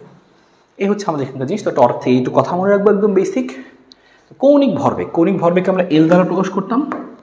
এল ছিল কৌণিক ভরবেগ। এই ক্ষেত্রে লেখা যাবে হচ্ছে আর, আর ক্রস এফ লিখছিলাম টর্কের বেলা, এখন লিখবো আর ক্রস পি, ব্যাসার্ধ ভেক্টর ইন্টু রৈখিক বেগ, বেগ ব্যাসার্ধ ভেক্টর ইন্টু রৈখিক বেগ, এটা মানে কি কৌণিক ভরবেগ। আরও লেখা যাবে এল ইকুয়াল টু কি লেখা যায়, তাহলে ওই যে পি আর পি সাইন থিটাও লেখা যাবে, আর পি সাইন থিটা বা সাইন আলফা, যেটা লেখো সমস্যা নেই। তারপর হচ্ছে এল ইকুয়াল টু তুমি আরও লিখতে পারবা এম ভি আর। হ্যাঁ, এম মানে ভর, ভি মানে বেগ, আর মানে ব্যাসার্ধ। এল ইকুয়াল টু আরও লেখা যায় কি, যে I omega, L equal to I omega. আর আয়ের পরিবর্তে কি লেখা যাবে, আগের মতোই বলছি, এল ইকুয়াল টু কি লেখা যাবে, এম আর স্কোয়ার ওমেগা। তবে আরও সেম কাহিনী, যেখানে আই থাকবে, আইটা ইচ্ছা মতো বসাবো না, বিশেষ বস্তু হইলে সেটা বসাবো।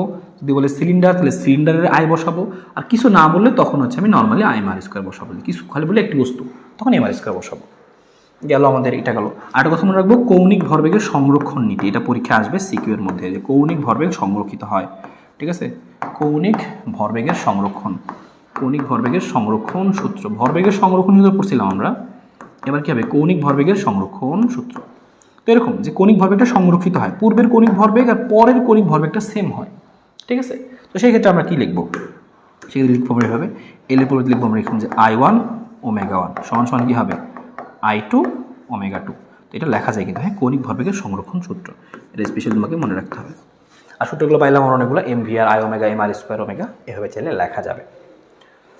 আচ্ছা গেল, এই আমাদের কৌণিক ভরবেগের সূত্র।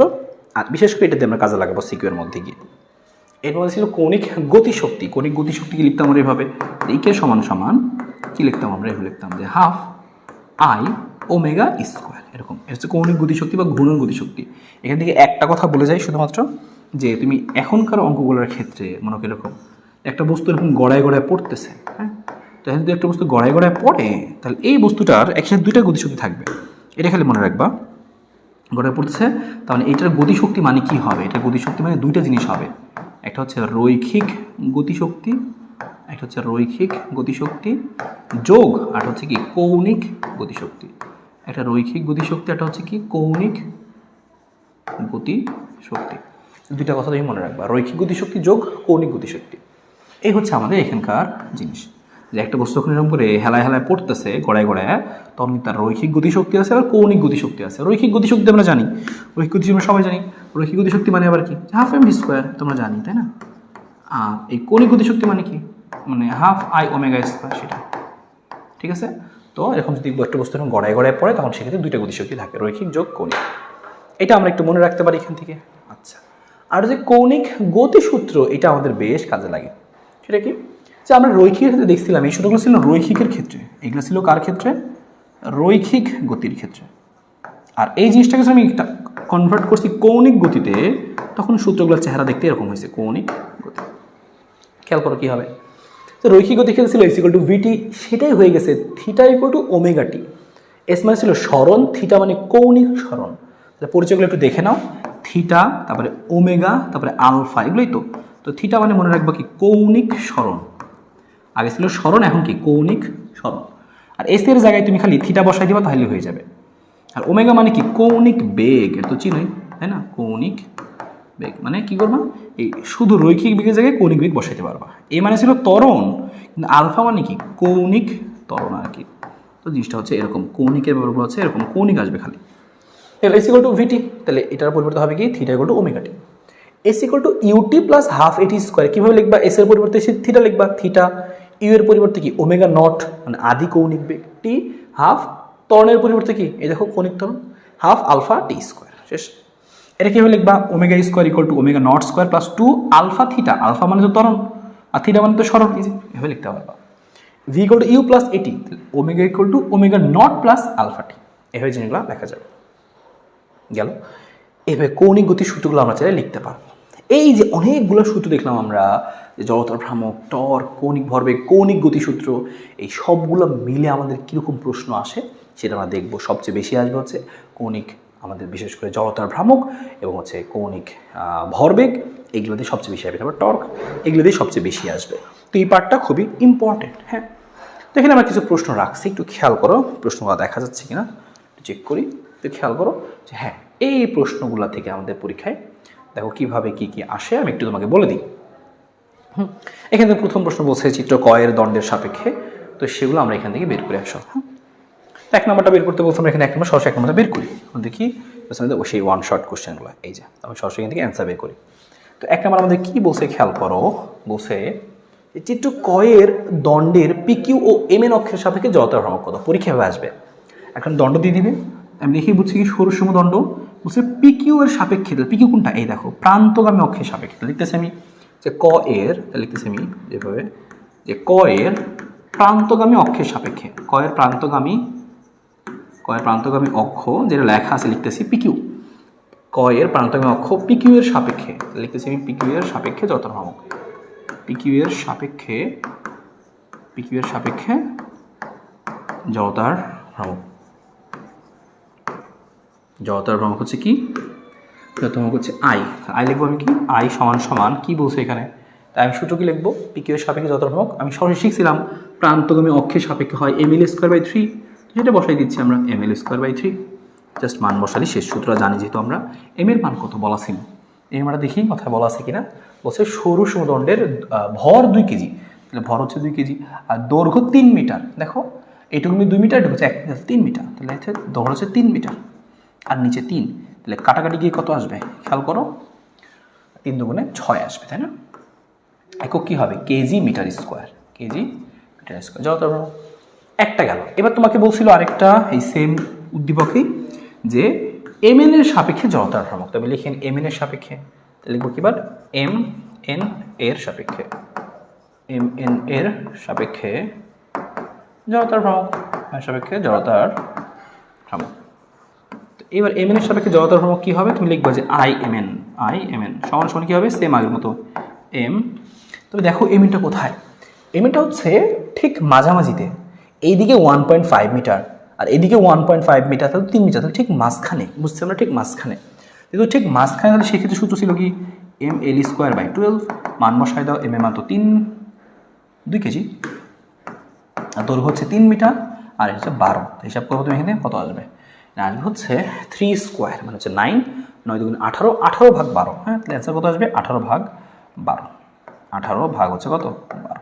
তাহলে আর একটু কাটাকাটি তুমি চাইলে করতে পারো, 6 দিয়ে, 6 দুগুণে 12, 3 6 18, তখন কত আসবে 1.5 কেজি মিটার স্কোয়ার। ঠিক আছে, এই দুটো বের করে ফেললাম। এটা হচ্ছে কার, এম এন এর সাপেক্ষে, যে এম এন, তাহলে এম এন এর সাপেক্ষে জড়তার ভ্রামক। আর এটা আমাদের কি ছিল, কার সাপেক্ষে জড়তার ভ্রামক, এটা ছিল পিকিউ, আই পিকিউ, পিকিউর সাপেক্ষে জড়তার ভ্রামক এবং এম এন এর সাপেক্ষে জড়তার ভ্রামক আমরা বের করে ফেললাম। তো পরীক্ষাগুলো গ নাম্বার আসবে, এই ধরনের প্রশ্নগুলো কোথায় আসবে, গ নাম্বারে এরকম বলবে, মাঝে মাঝে বলবে এই দণ্ডটাকে পেঁচিয়ে আমরা বৃত্তাকারে পরিণত করলাম, এখন জড়তার ভ্রামকের কি চেঞ্জ হবে, তো সেগুলো আমরা সৃজনশীলের মধ্যে গিয়ে দেখবো। আপাতত আমরা এখানকার একদম কমন অঙ্কগুলো একটু দেখি। এবার তুমি খেয়াল করো 2 নাম্বারটা আমাদের কি বলছে, বলছে সমান্তরাল অক্ষ উপপাদ্যের সাহায্যে চিত্র ক এর দণ্ডের এক্স ওয়াই অক্ষের সাপেক্ষে জড়তার ভ্রামক নির্ণয় করো। জিজ্ঞেস করছি কি আমাদের সমান্তরাল অক্ষ উপপাদ্যের সাহায্যে বের করতে বলতে, আমরা বের করবো সেটা সাহায্য নেই। তো সমান্তরাল অক্ষ উপপাদ্যের সাহায্যে ক এর দণ্ডের এক্স ওয়াই, তাহলে এই যে এক্স ওয়াই এর সাপেক্ষে জড়তার ভ্রামক বের করতে বলছে, আসা বের করি আমরা। এটা আমাদের না বলে দিলেও আমরা সেই সমান্তরাল অক্ষ উপপাদ্য ইউজ করতাম। লিখতেছি আমি যে ক এর, হ্যাঁ ক এর, এবার বলছে এক্স ওয়াই সাপেক্ষে বের করো, ক এর এক্স ওয়াই এর সাপেক্ষে, ক এর এক্স ওয়াই সাপেক্ষে জড়তার ভ্রামক, ক এর এক্স ওয়াই সাপেক্ষে জড়তার ভ্রামক। একটু আগে তুমি তো বুঝতে পারতেছিলে সরাসরি, আচ্ছা সূত্র আছে ml²/3, আচ্ছা সূত্র আছে ml²/12, এবার তো সূত্র নাই, এবার তো ঠিক মাঝখানেও না, এবার ঠিক কোনায়ও না, মাঝামাঝিতে। এখন কি করবো আমরা, তো লিখবো জড়তার ভ্রামক কি হবে, সূত্র আমরা শিখছিলাম যে সমান্তরাল অক্ষ উপপাদ্য, তো লিখবো জড়তার ভ্রামক কি হবে, I X Y, X Y সাপেক্ষে কি হবে। তাহলে মেইন যেটা কে ভর কেন্দ্রগামী, যেমন এই যে মাঝখানটা, এই ভর কেন্দ্রগামী অক্ষের সাপেক্ষে আইজি, ধরলাম এটা হচ্ছে আইজি। তো ভর কেন্দ্রগামী অক্ষের সাপেক্ষে আমি জানি, আর সাথে কি লিখতে হয় মনে আছে সূত্রটা, এম এস স্কোয়ার লিখতে হয়। মান বসাই আমরা, মানটা বসাই যে আমাদের কি আছে এখানে, আইজি এর মানটা আমরা জানি সরাসরি যে এম এল স্কোয়ার বাই 12, মানটা আমরা জানি। আইজি ভর কেন্দ্রগামী অক্ষের সাপেক্ষে যোগ এম এইচ স্কোয়ার, এম মানে কি, এম এর ভর কত, 2 কেজি ভর। এইচ কতটুকু খালি খেয়াল করো, খালি এইচটা খেয়াল করতে হবে যে এই যে ভর কেন্দ্রগামী অক্ষ থেকে আমি যেখানে বের করতেছি কতটুকু দূরে, প্রশ্নে বলাই আছে 0.5 মিটার। তাহলে এইচ এর মানটা কত বেসিক্যালি 0.5 স্কোয়ার। এই হচ্ছে তোমার কাজ। এখন তুমি মানগুলো বসাই দাও। এম এল স্কোয়ার বাই 12 করলে কত আসছিল, করলে আসছিল আমাদের কত 1.5, সেটা আমি জানি অলরেডি, তো সে বসাই দিলাম এই মানটুকু। এর করলে কত আসবে, এই যে এইটুকু হিসাব করলে কত আসবে, ভালো করে দেখো, এইটুকু হিসাব করলে কত আসবে 1.5। তুমি মানটা বসাও, সমস্যা নেই।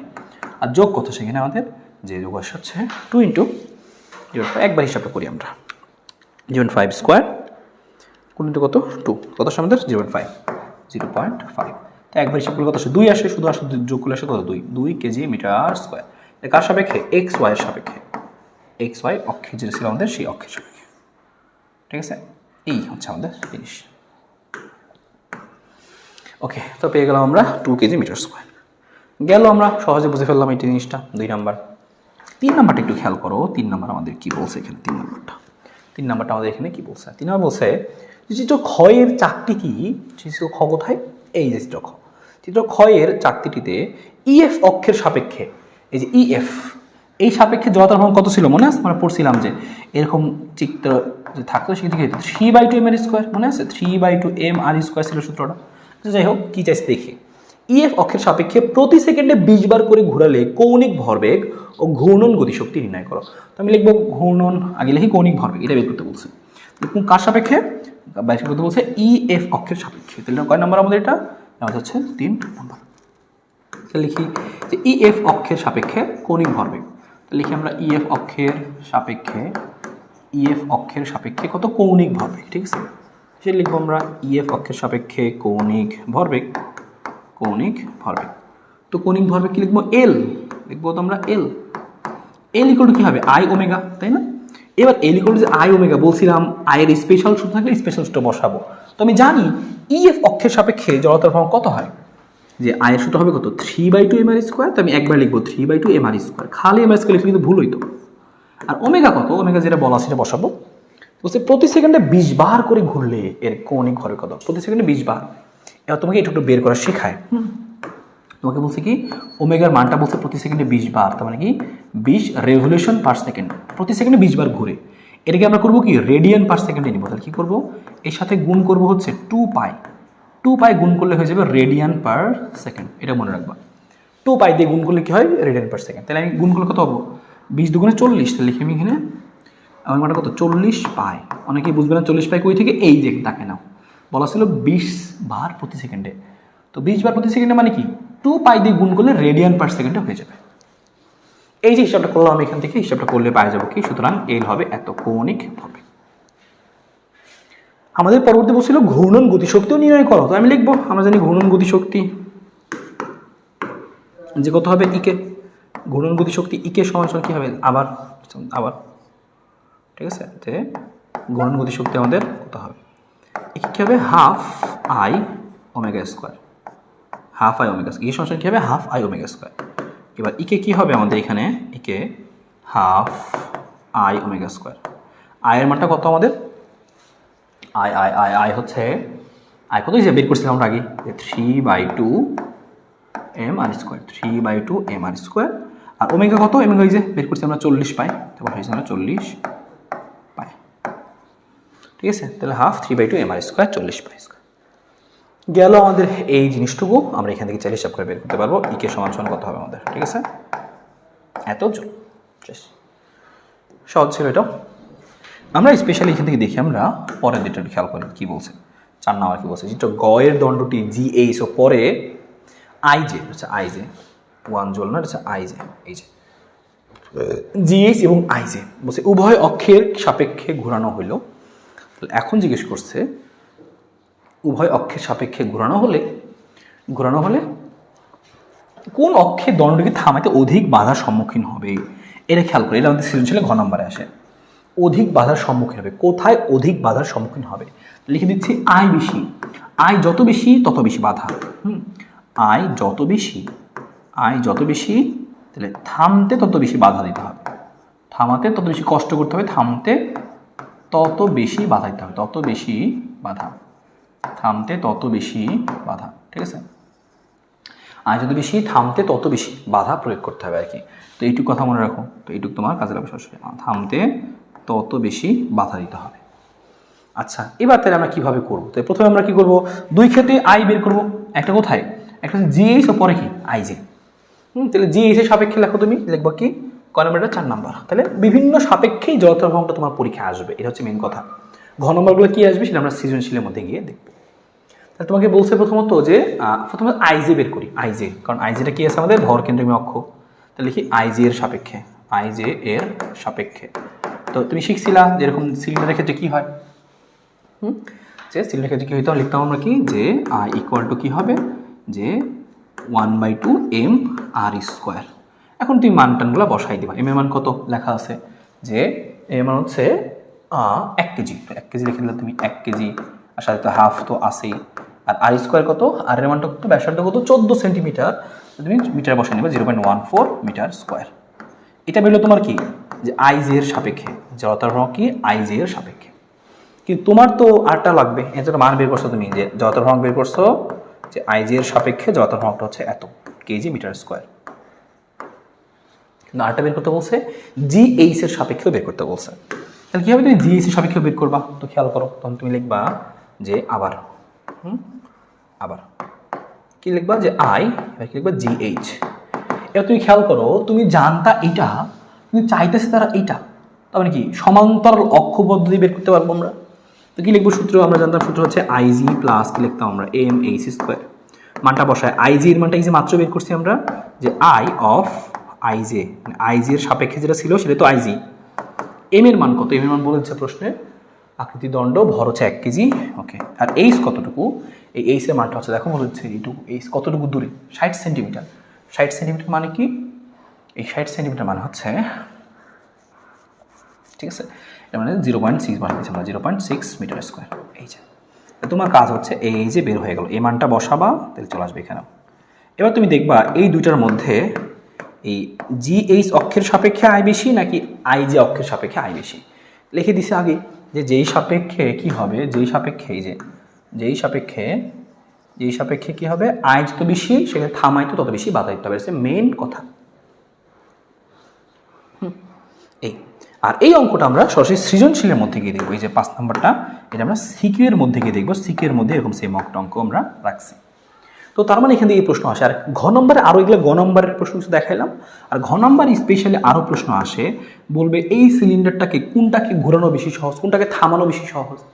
যার জড়তার ভ্রামক কম তাকে থামানো বেশি সহজ, এরকম প্রশ্ন পেবে। থামানো সহজ, এই যেমন এইটাকে ছিল, থামানো সহজ কোনটা। তারপরে তোমাকে জিজ্ঞেস করবে এই সুষম দণ্ডটাকে আমরা কি করছি, বৃত্তাকারে চাকতি বানাইছি, তাহলে এখন জড়তার ভ্রামক কি হবে, এরকম প্রশ্ন আসবে। বা তোমাকে আসবে একটা নর্তকী নাচতেছিল, হাত এরকম বাঁকা করলে সেই ক্ষেত্রে জড়তার ভ্রামক কি চেঞ্জ হবে, এরকম নানান প্রশ্ন দিবে, টর্কের প্রশ্ন দিবে। তো সেই প্রশ্নগুলো আমরা একটু অ্যানালাইসিস করে দেখার চেষ্টা করি যে পরীক্ষায় আসলে কিভাবে আসে, ঘোরানো সহজ কীভাবে চাই।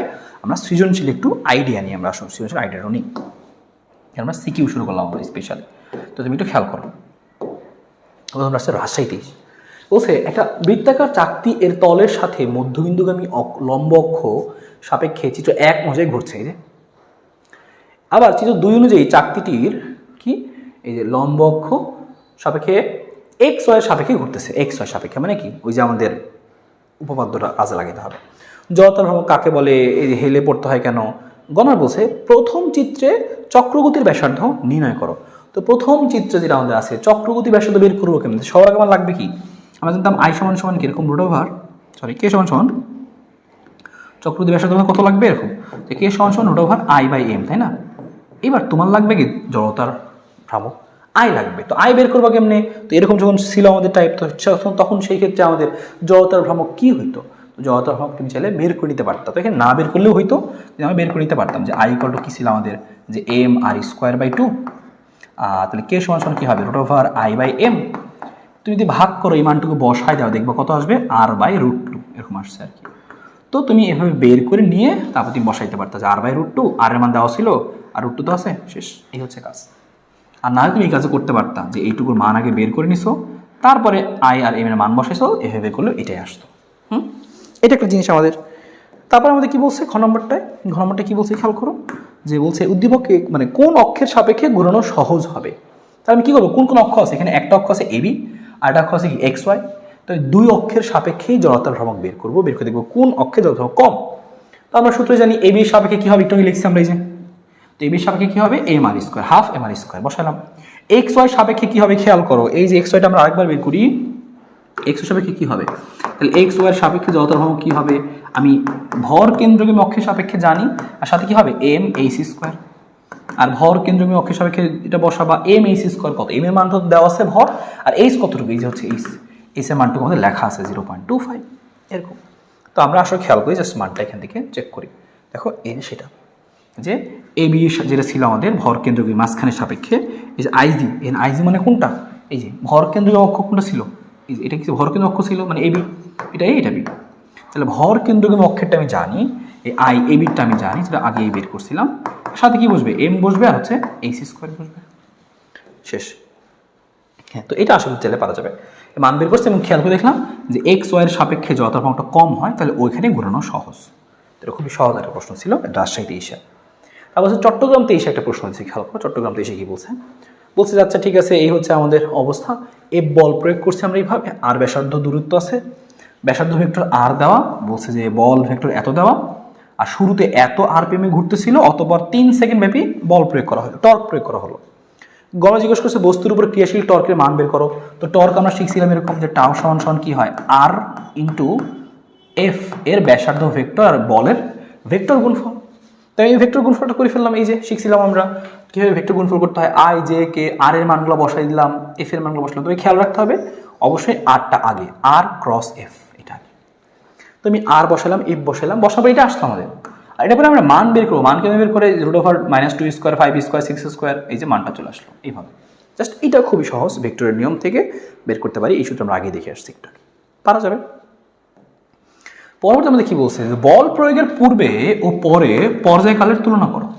আগে পর্যায়কাল কত ছিল, এখন পর্যায়কাল কত, তুলনা করবো আমরা। বল প্রয়োগের পূর্বে পর্যায়কাল কি ছিল, কিভাবে লিখবো আমরা জানতাম পর্যায়কাল যে ওমেগা সমান, শুধু জানতাম আমরা এরকম যে ওমেগা সমান 2π/t।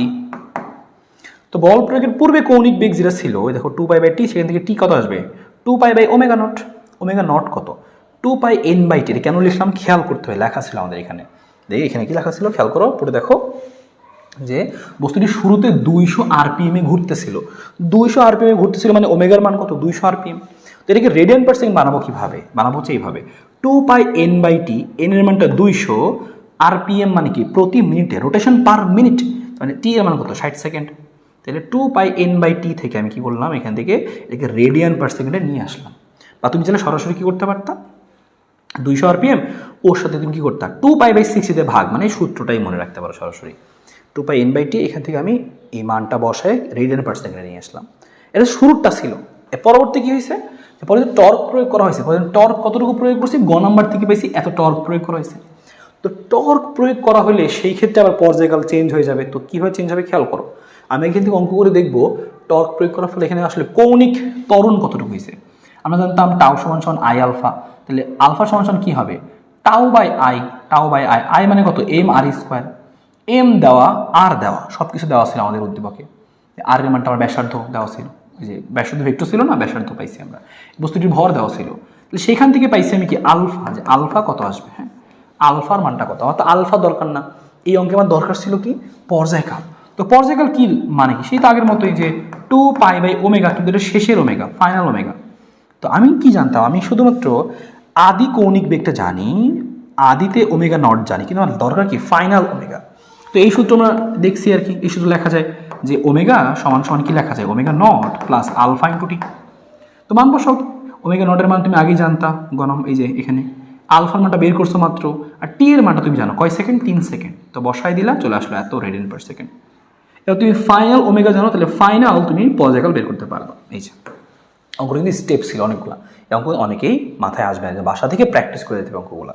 কারণ তোমার পরীক্ষা হলে এত কিছু মাথায় আনা টাফ, হঠাৎ করে তুমি আগে না করে থাকো, এটা মাথায় আসবে। কিন্তু এটা তোমাকে চিন্তা করতে হবে যে আমি টর্ক প্রয়োগ করছি মানে কৌণিক ত্বরণ থেকে কৌণিক বেগ থেকে তুমি পরবর্তীতে কি টি নিয়ে আসতে পারবা, পর্যায়কাল নিয়ে আসতে পারবা।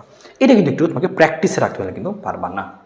দেখো এটা অনেক কমন একটা প্রশ্ন, যেটা আমাদের বলতেছিলাম বারবার, দিনাজপুর 23 আসছে। এটা বলছে কি এত কেজি ভরের এবি দণ্ড পিকি অক্ষের সাপেক্ষে প্রতি মিনিটে, দেখো এই দণ্ডটা পিকি অক্ষের সাপেক্ষে প্রতি মিনিটে 60 বার ঘুরতেছে, পরবর্তীতে দৈর্ঘ্যের সমান ব্যাসের। তাহলে পরবর্তীতে কী করছি আমরা দৈর্ঘ্যের সমান ব্যাস নিচ্ছি, এইটার সমান ব্যাস নিয়ে আমরা কী করছি একটা এরকম বৃত্তাকার কি বানিয়েছি, এই দৈর্ঘ্যের সমান ব্যাস নিয়ে আমরা কী করছি, দৈর্ঘ্যের সমান ব্যাস নিয়ে আমরা একটা পাতলা চাকতি পরিণত করছি। এই চাকতি বানিয়েছি, তাতে পি প্রাইম কিউ প্রাইম অক্ষের সাপেক্ষে 70 বার করে ঘোরানো হলো। ভালো, এখন জিজ্ঞেস করছি কি চাকতিতে কৌণিক ভরবেগ নির্ণয় করো।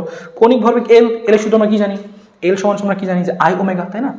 আমি এল সমান সূত্র জানি কি, মেইন সূত্র এল সমান আই ওমেগা। কার সাপেক্ষে জিজ্ঞেস করছে যে চাকতিটির কৌণিক ভরবেগ, তার মানে চাকতিটি মানে কোনটা, এই যে চাকতিটা পি প্রাইম কিউ প্রাইম, চাকতিটার জিজ্ঞেস করছে, দণ্ডটার না। খেয়াল করছো চাকতিটা, তাহলে চাকতিটার কৌণিক ভরবেগ, সেই চাকতিটার আমরা কি করব কৌণিক বেগ আগে বের করব, আই বের করব। তো চাকতিটার ক্ষেত্রে কি হবে খেয়াল করবো, চাকতিটার ক্ষেত্রে এই পেজে ছিল আমাদের চাকতিটার সূত্র কি ছিল যে আমাদের ভর কেন্দ্রীয় অক্ষের সাপেক্ষে সূত্র কি হবে এম আর স্কোয়ার বাই 2। তো এইটার আই হচ্ছে এইটা এম আর স্কোয়ার বাই 2, ঠিক আছে, এটা তুমি জানো। ব্যাস বলা ছিল 1 মিটার, তাহলে ব্যাসার্ধ হবে 0.5, আই জানো। ওমেগা লাগবে তোমার, ওমেগা চাকতির ওমেগা বের করবো কেমনি, লেখা ছিল সেটাও, এটাকে মিনিটে 70 বার ঘোরানো হয়, তাহলে 2πn/t। তো দেখো ওই কাজটা আমরা করছি, 2πn/t, এন এর মান 70 বার, মিনিট মানে কি 60 সেকেন্ড, এই চলে আসছে আমাদের রেড পার সেকেন্ড ওমেগা। আর ওই পি প্রাইম কিউ প্রাইমের আই কত ছিল, হাফ এম আর স্কোয়ার। তো আইও বের করছি, ওমেগাও বের করছি, পর লিখে দিয়েছি L equal to I omega, শেষ, KG metre square per second, কৌণিক ভরবেগের এক গেল।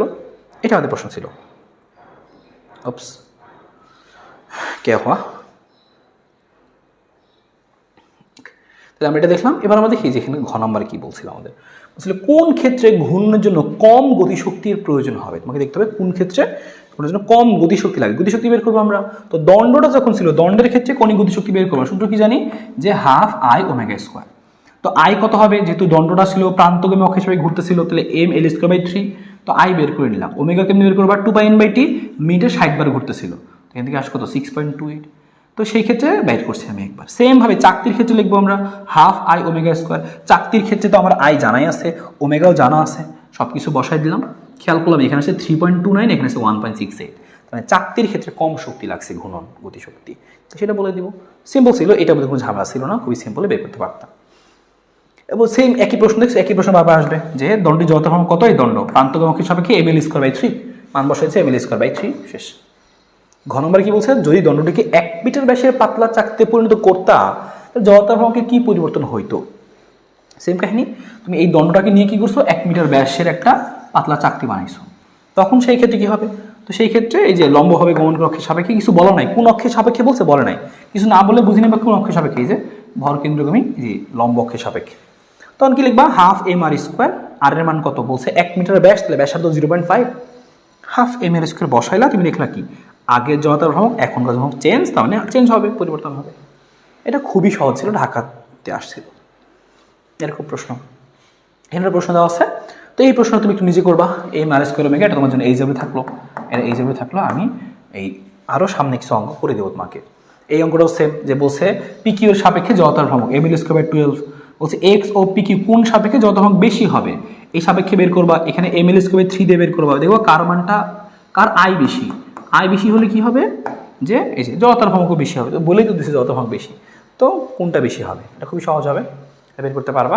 চট্টগ্রাম 21টাও বের করতে পারবা, কৌণিক ভরবেগ নির্ণয় করতেছে বলছে, আর কোন দণ্ডটিকে অধিক বাধার সম্মুখীন হতে হবে, এটা অলরেডি করে আসলাম আমরা এই যে ওয়ান শট কোশ্চেনে, যে যার আয় বেশি তার কি হবে, অধিক বাধার সম্মুখীন হতে হবে, এটা অলরেডি আমরা করছি। এটা তো আরেকবার থাকলো এই হিসাবে, এটা আমরা অলরেডি করছি সিলিন্ডারেরটা, যে কাকে বেশি বাধা দিতে হবে। যশোর 19 সেম প্রশ্ন একটা বলছে এখানে কি, যে এই ঘূর্ণন টুর্ণন বলছে মোটর বন্ধ হয়ে যাবে, কৌণিক গতিশক্তির তুলনা করো। আচ্ছা দেখে নিই এটা করবো কিনা। হ্যাঁ এটা করা যেতে পারে, কারণ এটা হচ্ছে আমরা দেখতে পাচ্ছি খুব সহজ, এটা উপরে দিই, এটা হচ্ছে সেম প্রশ্ন। দেখো এটা একটা সেম প্রশ্ন, এটা মুখে বললে হয়ে যাবে। বলছি তো 1 পিকিউ এর সাপেক্ষে জড়তার ভ্রমণ নির্ণয় করো। পিকিউ কোনটাই দেখো, PQ half M R square, শেষ। বলছে চাকতিকে পরিধির দণ্ডের দৈর্ঘ্যের সমান হলে চাকতির পরিধি তাহলে এই চাকতিটার পরিধি, এই পরিধি মানে কত 2 পাই আর, এই পরিধি কার সমান, এই দণ্ডের দৈর্ঘ্যের সমান। ওকে, সমান হলে জড়তার ভ্রামক কি বের করো। তাহলে এইটুকু দ্বারা কি বোঝাচ্ছে, তুমি এখান থেকে ব্যাসার্ধটা বের করে নাও, তাহলে কি আসবে L/2 পাই। এই হচ্ছে ঘটনা। তুমি এখান থেকে করবা কি, এই ব্যাসার্ধটা এভাবে বের করে নিবা, তারপরে বের করবা একটা হচ্ছে ml²/3, একটা কত হাফ mr², এই যে বের করে ফেললাম। সেম তুমি জাস্ট এই যে আর এর মানটা বের করে নিছো, এতটুকুই কাহিনী ছিল। তাহলে তুমি নিজেই পারবা, সমস্যা নেই। আর এটা আমি করে দেবো, সমস্যা নেই। আর এটা কি দেখি, বৈশিষ্ট্য সূত্র, এই যে নৃত্যশিল্পীটা, ইয়েস, তাহলে আমি এই দুইটা করে দিই, নিচের দুইটা করে দিই, খেয়াল করো, এই দুটো করে দিই। এবছর যশোর 19-এ একটা প্রশ্ন আসছে, এই ধরনের প্রশ্নগুলো ঘুরে ফিরে আসে। বলছে 1 মিটার এবং 0.707 মিটার দৈর্ঘ্যে দুটি সরু সমদণ্ডের ভার দয় যথাক্রমে 10 কেজি এবং 20 কেজি। বলছে এদের উভয় দৈর্ঘ্যের সাথে লম্বভাবে স্থাপিত ভর কেন্দ্রগামী অক্ষের সাপেক্ষে প্রতি মিনিটে যথাক্রমে 300 বার ও 360 বার করে মোটর সমকোণিক বেগে ঘুরতেছে। মোটরটি বন্ধ হয়ে গেলে প্রথম দণ্ডটি 20 সেকেন্ড সময়ের মধ্যে থেমে যায়। ভালো কথা। এখন জিজ্ঞেস করছে কি, যে মোটরটি বন্ধ হয়ে যাওয়ার পর 1 মিনিটে কতবার ঘূর্ণন সম্পূর্ণ করবে।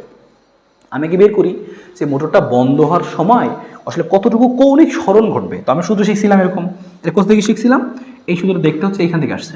যেমন শিখছিলাম এরকম S = U + V/2 × D, একটা সূত্র ছিল না আমাদের রৈখিকের ক্ষেত্রে, ওটা কি আমরা লিখতে পারি কিভাবে, কৌণিকের ক্ষেত্রে ω0 + ω/2 × কত T, এরকম। তো ওইটাই বের করতেছি আমরা, যে থেমে যাবে বলছে, তো থেমে যাবে মানে কি, শেষ কৌণিক বেগ 0 আর আদি কৌণিক বেগ ছিল কত, যে বলছিল 300 বার ঘুরে, প্রতি মিনিটে 300 বার ঘুরে। তো এটাকে রেডিয়ান/সেকেন্ড বানাবো, তাহলে 2πn/t করে নিলাম আমরা। তো আমি এই ওমেগা জানি, ω0 জানি, 2 জানি, আর টিটা কত সেকেন্ড বলছিল, 20 সেকেন্ডে থেমে যায়। তো 20 সেকেন্ড বসাইলাম, দেখলাম কি কৌণিক সরণটা আসে 100 পাই রেডিয়ান, কৌণিক সরণ।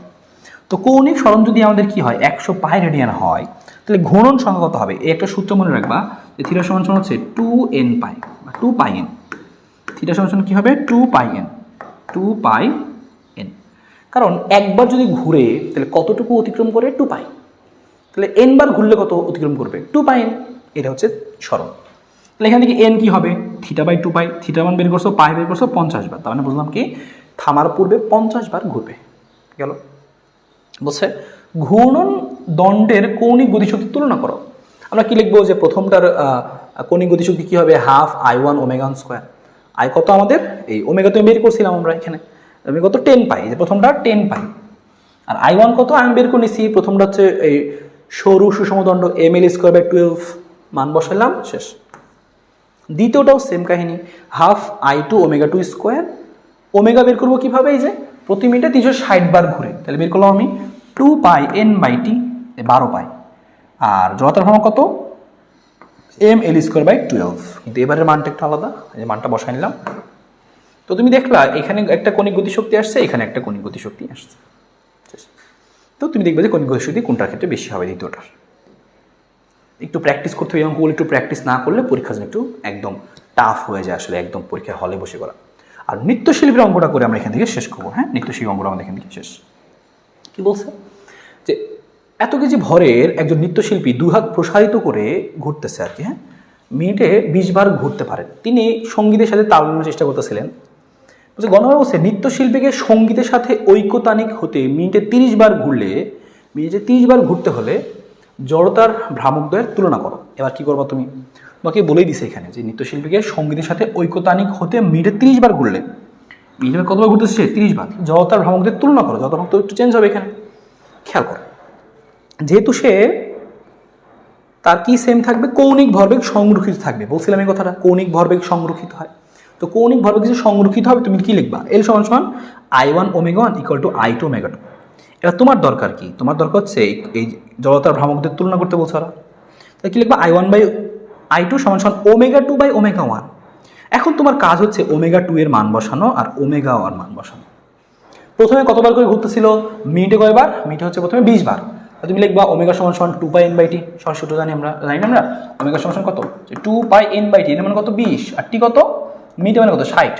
তো কাটাকাটি করছি, এই যে কাটাকাটি কত আসবে 3, তাহলে 2π/3। তাহলে প্রথমে ω মান আসছে তো 2π/3, এটা ω1। আর ω2 কত, পরবর্তী সে কি করছে, যে 2πn/t, মিনিটে 30 বার ঘুরছে, তাহলে 2πn/t। হ্যাঁ, লম্বকোণ কত আসছে আমাদের এখানে? আসছে কত?